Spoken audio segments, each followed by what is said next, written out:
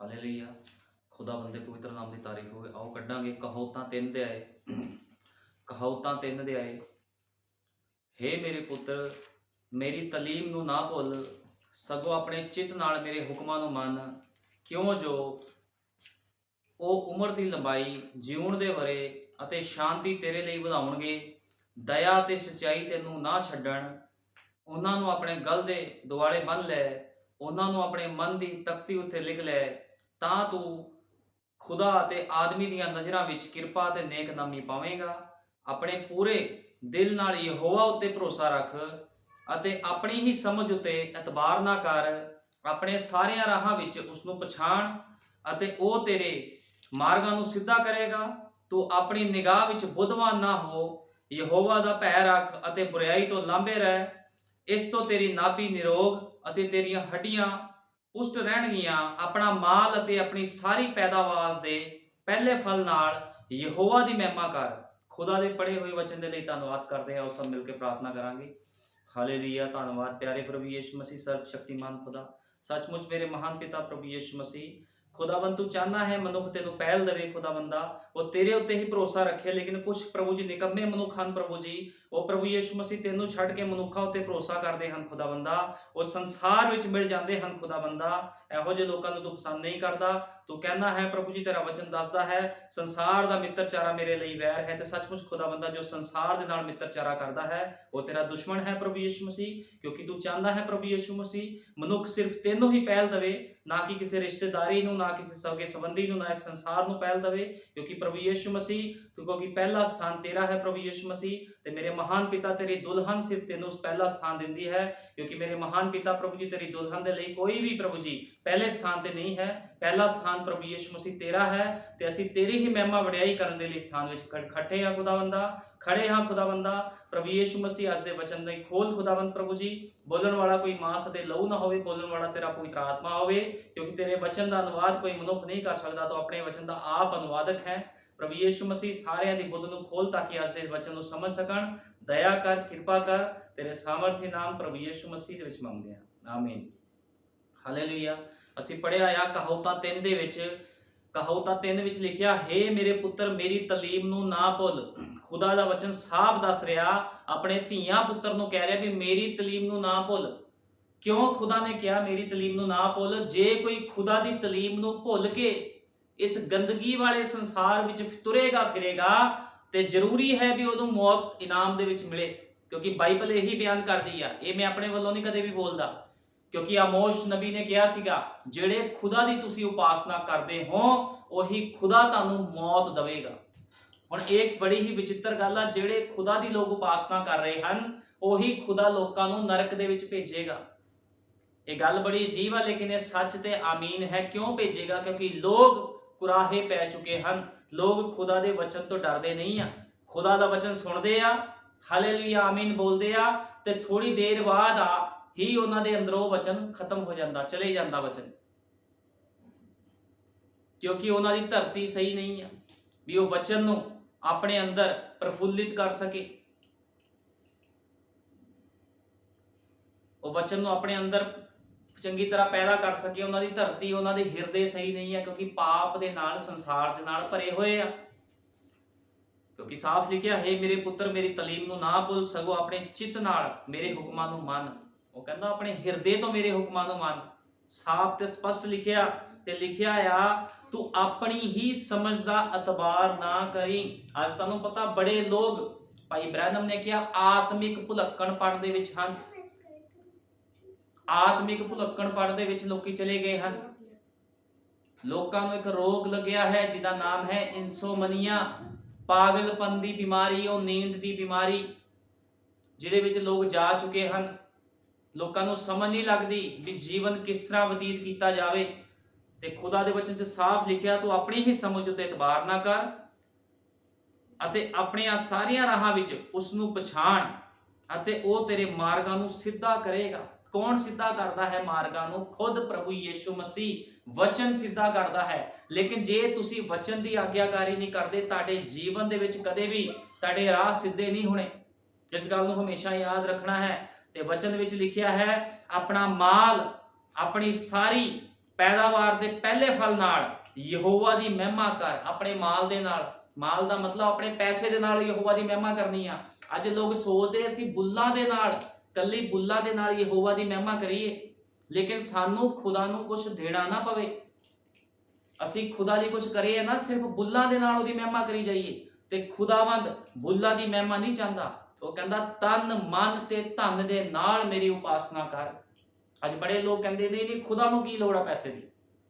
ਜੇ ਖੁਦਾ ਨੂੰ ਪੈਸੇ ਦੀ ਲੋੜ ਨਹੀਂ ਆ ਤੇ ਫਿਰ ਦਸ਼ਮਾਂਸ਼ ਵੀ ਨਾ ਦਿੱਤਾ ਜਾਵੇ, ਕਿਉਂਕਿ ਇਹ ਸਾਰੇ ਹੁਕਮ ਬਾਈਬਲ ਦੇ ਵਿੱਚ ਹਨ। ਖੁਦਾਵੰਦ ਝੂਠ ਨਹੀਂ ਲੈਂਦਾ ਵੀ ਬਚਿਆ ਤਾਂ ਖੁਦਾ ਨੂੰ ਦੇ ਦਿੱਤਾ। ਇਸ ਕਰਕੇ ਖੁਦਾ ਕਹਿੰਦਾ ਲੋਕੀ ਆਪਣੀ ਸਮਝ ਦਾ ਸਹਾਰਾ ਲਈ ਜਾਂਦੇ ਆ। ਇੱਕ ਆਤਮਿਕ ਭੁਲੱਕੜਪਣ ਦੇ ਵਿੱਚ ਹਨ ਲੋਕ, ਉਹਨਾਂ ਨੂੰ ਸਮਝ ਨਹੀਂ ਲੱਗਦੀ ਵੀ ਮਸੀਹ ਜੀਵਨ ਕੀ ਆ। ਤੇ ਜੇ ਤੁਹਾਨੂੰ ਮਸੀਹ ਜੀਵਨ ਦਾ ਨਹੀਂ ਪਤਾ ਤੇ ਰੈਪਚਰ ਦੀ ਆਸ ਕਿਉਂ ਰੱਖਦੇ ਹੋ? ਫਿਰ ਤੁਹਾਨੂੰ ਪਤਾ ਰੈਪਚਰ ਵਿੱਚ ਕੌਣ ਜਾਵੇਗਾ? ਰੈਪਚਰ ਵਿੱਚ ਉਸੇ ਭੈਣ ਭਾਈ ਨੇ ਜਾਣਾ ਜਿਹੜਾ ਮਰਿਆ ਹੋਇਆ ਹੈ ਇਸ ਸੰਸਾਰ ਤੋਂ। ਉਹ ਖੁਦਾ ਨੂੰ ਪਹਿਲ ਦਿੰਦਾ ਹਰ ਪਾਸੇ, ਉਹ ਬੰਦਾ ਹੈ ਰੈਪਚਰ ਵਿੱਚ ਜਾਣ ਵਾਲਾ ਭੈਣ ਭਾਈ।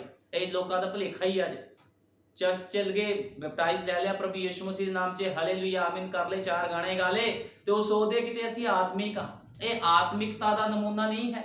ਜੇ ਤੁਸੀਂ ਆਤਮਿਕ ਹੋ, ਤੁਹਾਨੂੰ ਪਤਾ ਯਹੋਸ਼ੂਆ ਆਤਮਿਕ ਸੀ। ਯਹੋਸ਼ੂਆ ਨੂੰ ਸਾਬਤ ਨਹੀਂ ਕਰਨਾ ਪਿਆ ਉਹ ਆਤਮਿਕ ਸੀਗਾ, ਕਿਉਂਕਿ ਉਹ ਆਪਣੇ ਸੇਵਕ ਮੂਸਾ ਦੇ ਨਾਲ ਨਾਲ ਚੱਲਦਾ ਸੀ। ਯਹੋਸ਼ੂਆ ਤੇ ਕਲੇਬ ਸੀ ਜਿਹੜੇ ਅਸੀਂ ਵੇਖਿਆ ਆ, ਉਹਨਾਂ ਨੂੰ ਸਿਖਾਣਾ ਨਹੀਂ ਪਿਆ ਕੁਝ ਵੀ ਮੂਸਾ ਨੇ ਉਹਨਾਂ ਨੂੰ ਸਮਝਾਇਆ ਹੋਵੇ ਵੀ ਤੁਸੀਂ ਵੀ ਇਦਾਂ ਚੱਲੋ।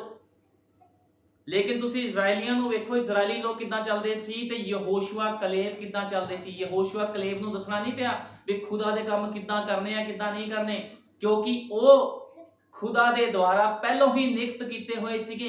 ਇਸੇ ਤਰ੍ਹਾਂ ਖੁਦਾ ਦੀ ਦੁਲਹਨ ਵੀ, ਉਹਦੀ ਲਾੜੀ ਵੀ ਪਹਿਲਾਂ ਤੋਂ ਨਿਯੁਕਤ ਕੀਤੀ ਗਈ ਹੈ ਤੇ ਉਹੀ ਖੁਦਾ ਦੇ ਕੰਮਾਂ ਨੂੰ ਕਰੇਗੀ। ਭੇੜੀਏ ਨੇ ਆ ਕੇ ਖੁਦਾ ਦੇ ਕੰਮ ਨਹੀਂ ਕਰਨੇ, ਕਿਉਂਕਿ ਭੇੜੀਆ ਭੇੜ ਦੀ ਖੱਲ ਪਾ ਸਕਦਾ ਹੈ, ਆਪਣੇ ਆਪ ਨੂੰ ਆਤਮਿਕ ਦਿਖਾ ਸਕਦਾ ਹੈ ਕਿ ਭੇੜੀਆ, ਲੇਕਿਨ ਉਹ ਭੇੜ ਨਹੀਂ ਬਣ ਸਕਦਾ। ਇਸ ਗੱਲ ਨੂੰ ਹਮੇਸ਼ਾ ਯਾਦ ਰੱਖਣਾ, ਕਿਉਂਕਿ ਭੇੜ ਦੇ ਅੰਦਰ ਗੁਣ ਹੈ। ਉਹ ਆਪਣੇ ਅਯਾਲੀ ਦੇ ਨਾਲ ਨਾਲ ਉਹਦੀ ਆਗਿਆਕਾਰੀ ਦੇ ਵਿੱਚ ਚੱਲਦੀ ਜਿਹੜੀ ਭੇਡ ਹੁੰਦੀ ਆ। ਉਹਨੂੰ ਪਤਾ ਹੁੰਦਾ ਵੀ ਮੇਰਾ ਅਯਾਲੀ ਜੇ ਮੈਨੂੰ ਡੰਡਾ ਮਾਰ ਰਿਹਾ ਆ, ਜੇ ਮੈਨੂੰ ਡਾਂਟ ਰਿਹਾ ਆ, ਤੇ ਉਹ ਮੇਰੀ ਭਲਾਈ ਵਾਸਤੇ ਆ। ਤੁਹਾਨੂੰ ਪਤਾ ਇੱਕ ਵਾਰ ਭਾਈ ਬ੍ਰੈਨਮ ਨੇ ਕਿਹਾ, ਕਹਿੰਦੇ ਇੱਕ ਅਯਾਲੀ ਸੀ, ਉਹ ਕੀ ਕਰ ਰਿਹਾ ਸੀਗਾ, ਆਪਣੀ ਭੇਡ ਨੂੰ ਉਹਨੇ ਮੋਢੇ ਤੇ ਚੁੱਕਿਆ ਹੋਇਆ ਸੀਗਾ, ਤੇ ਕਿਸੇ ਨੇ ਉਹਨੂੰ ਪੁੱਛਿਆ ਤੂੰ ਇਹਨੂੰ ਮੋਢੇ ਤੋਂ ਕਿਉਂ ਚੁੱਕਿਆ ਆ? ਉਹਨੇ ਕਿਹਾ ਮੈਂ ਇਹਦੀ ਲੱਤ ਤੋੜ ਦਿੱਤੀ। ਉਹ ਕਹਿੰਦਾ ਬੜਾ ਹੀ ਬੇਰਹਮ ਤੂੰ ਅਯਾਲੀ ਆ, ਚਰਵਾਹਾ ਆ, ਤੂੰ ਆਪਣੀ ਭੇਡ ਦੀ ਲੱਤ ਤੋੜ ਦਿੱਤੀ। ਉਹ ਕਹਿੰਦਾ ਮੈਂ ਇਹਦੀ ਲੱਤ ਇਸ ਕਰਕੇ ਤੋੜੀ ਸੀ ਕਿਉਂਕਿ ਇਹ ਇੱਧਰ ਉੱਧਰ ਭੱਜੀ ਫਿਰਦੀ ਸੀ, ਜੇ ਲੋੜ ਪਵੇਗੀ ਤੇ ਮੈਂ ਇਸ ਦੀ ਦੂਸਰੀ ਲੱਤ ਵੀ ਤੋੜ ਦਿਆਂਗਾ, ਤਾਂ ਕਿ ਸਿਰਫ ਇਹ ਮੇਰੇ ਉੱਤੇ ਹੀ ਨਿਰਭਰ ਰਵੇ। ਇਹਨੂੰ ਪਤਾ ਹੋਵੇਗਾ ਫਿਰ ਇਹ ਦੌੜੂਗੀ ਨਹੀਂ ਇੱਧਰ ਉੱਧਰ, ਇਹ ਮੇਰੇ ਉੱਪਰ ਹੀ ਨਿਰਭਰ ਰਹੂਗੀ। ਇਸੇ ਤਰ੍ਹਾਂ ਖੁਦਾਵੰਦ ਕਈ ਵਾਰੀ ਲੋਕਾਂ ਨੂੰ ਦਿੱਕਤਾਂ ਪਰੇਸ਼ਾਨੀਆਂ ਵਿੱਚ ਪਾਉਂਦਾ ਆ ਤਾਂ ਕਿ ਉਹ ਸੁਧਰਨ, ਲੇਕਿਨ ਕਈ ਲੋਕ ਨਹੀਂ ਸੁਧਰਦੇ, ਕਿਉਂਕਿ ਉਹਨਾਂ ਦਾ ਜੀਵਨ ਭੇਡਾਂ ਵਰਗਾ ਨਹੀਂ ਹੁੰਦਾ। ਉਹਨਾਂ ਨੂੰ ਜਿੰਨਾ ਮਰਜ਼ੀ ਸਮਝਾਇਆ ਜਾਵੇ ਉਹ ਸਮਝਦੇ ਨਹੀਂ ਆ, ਕਿਉਂਕਿ ਬਾਈਬਲ ਵਿੱਚ ਲਿਖਿਆ ਜਿਹੜਾ ਸੂਰ ਦਾ ਸੁਭਾਅ ਹੁੰਦਾ, ਸੂਰ ਦਾ ਸੁਭਾਅ ਕੀ ਹੁੰਦਾ ਆ? ਸੂਰ ਨੂੰ ਜਿੰਨਾ ਮਰਜ਼ੀ ਨਵਾ ਲਓ ਉਹ ਫਿਰ ਚਿੱਕੜ ਵਿੱਚ, ਉਹਨੂੰ ਕਹਿਣਾ ਇਸ ਗੰਦਗੀ ਵਿੱਚ ਨਹੀਂ ਰਹਿਣਾ, ਉਹ ਗੰਦਗੀ ਵਿੱਚੋਂ ਉਹਨਾਂ ਨੂੰ ਆ ਕੇ ਤੁਸੀਂ ਚੰਗੇ ਸਥਾਨ 'ਚ ਬਿਠਾਓ, ਸੂਰ ਫਿਰ ਚਿੱਕੜ ਦੇ ਵਿੱਚ। ਇਸੇ ਤਰ੍ਹਾਂ ਕਈ ਭੈਣ ਭਾਈਆਂ ਦਾ ਸੁਭਾਅ ਹੈ, ਜਿੰਨਾ ਮਰਜ਼ੀ ਉਹਨਾਂ ਨੂੰ ਸਮਝਾ ਲਓ ਵੀ ਤੁਸੀਂ ਗੰਦਗੀ ਵਿੱਚ ਨਹੀਂ ਜਾਣਾ, ਸੰਸਾਰ ਦੇ ਵਿੱਚ ਨਹੀਂ ਜਾਣਾ, ਉਹ ਗੰਦੀਆਂ ਰਿਸ਼ਤੇਦਾਰੀਆਂ ਦੇ ਵਿੱਚ ਨਹੀਂ ਜਾਣਾ, ਉਹਨਾਂ ਦਾ ਸੂਰ ਵਰਗਾ ਸੁਭਾਅ ਉਹਨਾਂ ਨੂੰ ਫਿਰ ਉਸੇ ਗੰਦਗੀ ਵਿੱਚ ਲੈ ਕੇ ਜਾਂਦਾ। ਇਸ ਕਰਕੇ ਬਾਈਬਲ 'ਚ ਲਿਖਿਆ ਸੂਰ ਨੂੰ ਜਿੰਨਾ ਮਰਜ਼ੀ ਨਵਾ ਲਓ ਧਵਾ ਲਓ, ਸੂਰ ਫਿਰ ਚਿੱਕੜ ਦੇ ਵਿੱਚ ਹੀ ਜਾਂਦਾ ਹੈ, ਕਿਉਂਕਿ ਸੂਰ ਦਾ ਸੁਭਾਅ ਹੀ ਇਹੋ ਜਿਹਾ ਆ। ਤੇ ਖੁਦਾ ਦੇ ਵਚਨ ਦੇ ਵਿੱਚ ਇਹੀ ਲਿਖਿਆ ਹੈ, ਕੁੱਤਿਆਂ ਦੇ ਅੱਗੇ ਸੂਰਾਂ ਦੇ ਅੱਗੇ ਮੋਤੀ ਨਾ ਪਾਓ। ਫਿਰ ਇਹੋ ਜਿਹੇ ਲੋਕਾਂ ਨੂੰ ਬਾਰ-ਬਾਰ ਸਮਝਾਉਣ ਦਾ ਕੋਈ ਫਾਇਦਾ ਨਹੀਂ ਜਿਹੜੇ ਬਾਰ-ਬਾਰ ਗੰਦਗੀ ਵਿੱਚ ਜਾਣਾ ਚਾਹੁੰਦੇ ਹਨ। ਹੁਣ ਕਈ ਵਾਰ ਲੋਕ ਕਹਿ ਦਿੰਦੇ ਆ, ਇੱਥੋਂ ਬੜੇ ਲੋਕ ਇੱਥੋਂ ਕਈ ਵਾਰ ਟੁੱਟ ਕੇ ਚਲੇ ਜਾਂਦੇ ਆ, ਉਹ ਕਹਿੰਦੇ ਜੀ ਸਾਨੂੰ ਵਚਨ ਬੜਾ ਔਖਾ ਲੱਗਦਾ, ਅਸੀਂ ਤਾਂ ਟੁੱਟ ਗਏ, ਅਸੀਂ ਇਸ ਚਰਚ ਵਿੱਚ ਦੁਬਾਰਾ ਨਹੀਂ ਆਣਾ। ਸੇਵਕ ਸਾਨੂੰ ਲੈਣ ਨਹੀਂ ਆਇਆ ਪਿੱਛੇ, ਲੇਕਿਨ ਮੈਂ ਤੁਹਾਨੂੰ ਦੱਸਣਾ ਚਾਹੁੰਦਾ ਸੇਵਕ ਭੇਡ ਦੇ ਪਿੱਛੇ ਜਾਂਦਾ। ਜੇ 99 ਭੇਡਾਂ ਨੂੰ ਛੱਡ ਕੇ ਉਹ ਇੱਕ ਭੇਡ ਦੇ ਪਿੱਛੇ ਜਾਂਦਾ, ਲੇਕਿਨ ਸੇਵਕ ਕਦੇ ਵੀ ਭੇੜੀਏ ਦੇ ਪਿੱਛੇ ਨਹੀਂ ਜਾਂਦਾ। ਇਸ ਗੱਲ ਨੂੰ ਹਮੇਸ਼ਾ ਯਾਦ ਰੱਖਣਾ ਹੈ। ਲੋਕੀ ਕਹਿ ਤਾਂ ਲੈਂਦੇ ਨੇ ਵੀ ਬਾਈਬਲ ਵਿੱਚ ਅਯਾਲੀ ਸੀਗਾ ਤੇ ਉਹ 99 ਨੂੰ ਛੱਡ ਕੇ ਇੱਕ ਦੇ ਪਿੱਛੇ ਗਿਆ, ਤੇ ਸੇਵਕ ਸਾਡੇ ਪਿੱਛੇ ਕਿਉਂ ਨਹੀਂ ਆਇਆ? ਲੇਕਿਨ ਕੀ ਜਿਹੜਾ ਇਸ ਗੱਲ ਨੂੰ ਕਹਿ ਰਿਹਾ ਆ ਉਹ ਭੇਡ ਹੈ? ਜੇ ਉਹ ਹੈ ਹੀ ਭੇੜੀਆ ਤੇ ਸੇਵਕ ਉਹਦੇ ਪਿੱਛੇ ਜਾ ਕੇ ਕੀ ਕਰੂਗਾ? ਕਿਉਂਕਿ ਭੇਡ ਹਮੇਸ਼ਾ ਆਪਣੇ ਅਯਾਲੀ ਦੀ ਆਗਿਆਕਾਰੀ ਕਰਦੀ ਆ। ਇਸ ਗੱਲ ਨੂੰ ਹਮੇਸ਼ਾ ਯਾਦ ਰੱਖਣਾ ਹੈ। ਕਦੇ ਵੀ ਇੱਕ ਅੱਛਾ ਸੇਵਕ, ਖੁਦਾ ਤੋਂ ਪਵਿੱਤਰ ਆਤਮਾ ਪਾਇਆ ਹੋਇਆ ਸੇਵਕ, ਖੁਦਾ ਦਾ ਡਰ ਰੱਖਣ ਵਾਲਾ ਸੇਵਕ ਆਪਣੀ ਭੇਡ ਨੂੰ ਗੰਦਗੀ ਖਾਣ ਨਹੀਂ ਦੇਵੇਗਾ। ਇਸ ਗੱਲ ਨੂੰ ਹਮੇਸ਼ਾ ਯਾਦ ਰੱਖਣਾ। ਉਹ ਕਦੇ ਵੀ ਉਹਨੂੰ ਚਿੱਕੜ ਦੇ ਵਿੱਚ ਜਾਣ ਨਹੀਂ ਦੇਵੇਗਾ। ਉਹ ਹਮੇਸ਼ਾ ਉਹਨੂੰ ਡੰਡੇ ਦੇ ਨਾਲ ਇੱਧਰ ਉੱਧਰ ਕਰੇਗਾ ਵੀ ਤੂੰ ਕਿਤੇ ਗੰਦਗੀ ਵਿੱਚ ਨਾ ਚਲੀ ਜਾਵੀਂ, ਕਿਤੇ ਗਲਤ ਰਾਹ ਦੇ ਵਿੱਚ ਨਾ ਚਲੇ ਜਾਵੀਂ। ਤੇ ਇਸ ਕਰਕੇ ਖੁਦਾ ਦਾ ਵਚਨ ਕਹਿੰਦਾ ਆਪਣੀ ਸਮਝ ਦਾ ਸਹਾਰਾ ਨਹੀਂ ਲੈਣਾ। ਬੜੇ ਲੋਕ ਆਪਣੀ ਸਮਝ ਦੇ ਸਹਾਰੇ ਨਾਲ ਚੱਲੀ ਜਾਂਦੇ ਆ। ਇਹ ਉਹ ਸਥਾਨ ਨਹੀਂ ਆ ਜਿਸ ਸਥਾਨ ਵਿੱਚ ਤੁਸੀਂ ਪਹਿਲਾਂ ਜਾਂਦੇ ਸੀਗੇ। ਇਹ ਦੁਲਹਨ ਦਾ ਚਰਚ ਹੈ, ਲਾੜੀ ਦਾ ਚਰਚ ਹੈ। ਇਹ ਮਿਸ਼ਨਾਂ ਜਥੇਬੰਦੀਆਂ ਦਾ ਚਰਚ ਨਹੀਂ ਆ ਜਿੱਥੇ ਜੋ ਮਰਜ਼ੀ ਤੁਸੀਂ ਕਰੋ। ਇੱਥੇ ਡਿਸਿਪਲਿਨ ਦੇ ਨਾਲ ਚੱਲਣਾ ਪੈਣਾ। ਇੱਥੇ ਜੋ ਖੁਦਾ ਦਾ ਵਚਨ ਕਹਿੰਦਾ ਤੁਹਾਨੂੰ ਉਹਦੇ ਅਨੁਸਾਰ ਜੀਵਨ ਬਤੀਤ ਕਰਨਾ ਪੈਣਾ। ਜੇ ਚੰਗਾ ਲੱਗੇ ਤਾਂ ਇਸ ਚਰਚ ਵਿੱਚ ਆਓ, ਜੇ ਨਹੀਂ ਚੰਗਾ ਲੱਗੇ ਤੇ ਸੰਸਾਰ ਦੀ ਗੰਦਗੀ ਖਾਣ ਲਈ ਤੁਸੀਂ ਜਾ ਸਕਦੇ ਹੋ। ਤੁਹਾਨੂੰ ਕਿਸੇ ਨੇ ਜ਼ਬਰਦਸਤੀ ਇਸ ਜਗ੍ਹਾ ਤੇ ਨਹੀਂ ਰੋਕਣਾ, ਕਿਉਂਕਿ ਇਹ ਪ੍ਰਚਾਰ ਸਿਰਫ ਜਿਹੜੇ ਸਥਾਨ 'ਚ ਬੈਠੇ ਉਹਨਾਂ ਲੋਕਾਂ ਦੇ ਲਈ ਨਹੀਂ ਆ। ਜਿਹੜੇ ਇਸ ਨੂੰ ਦੂਰ ਦੂਰ ਵੀ ਸੁਣਦੇ ਹਨ ਉਹਨਾਂ ਵਾਸਤੇ ਵੀ ਇਹ ਪ੍ਰਚਾਰ ਹੈ। ਜਿਹੜਾ ਸੱਚਾ ਖੁਦਾ ਦਾ ਬੱਚਾ ਹੁੰਦਾ ਹਮੇਸ਼ਾ ਹੀ ਆਪਣੇ ਸੇਵਕ ਦੀ ਆਗਿਆਕਾਰੀ ਕਰਦਾ ਹੈ।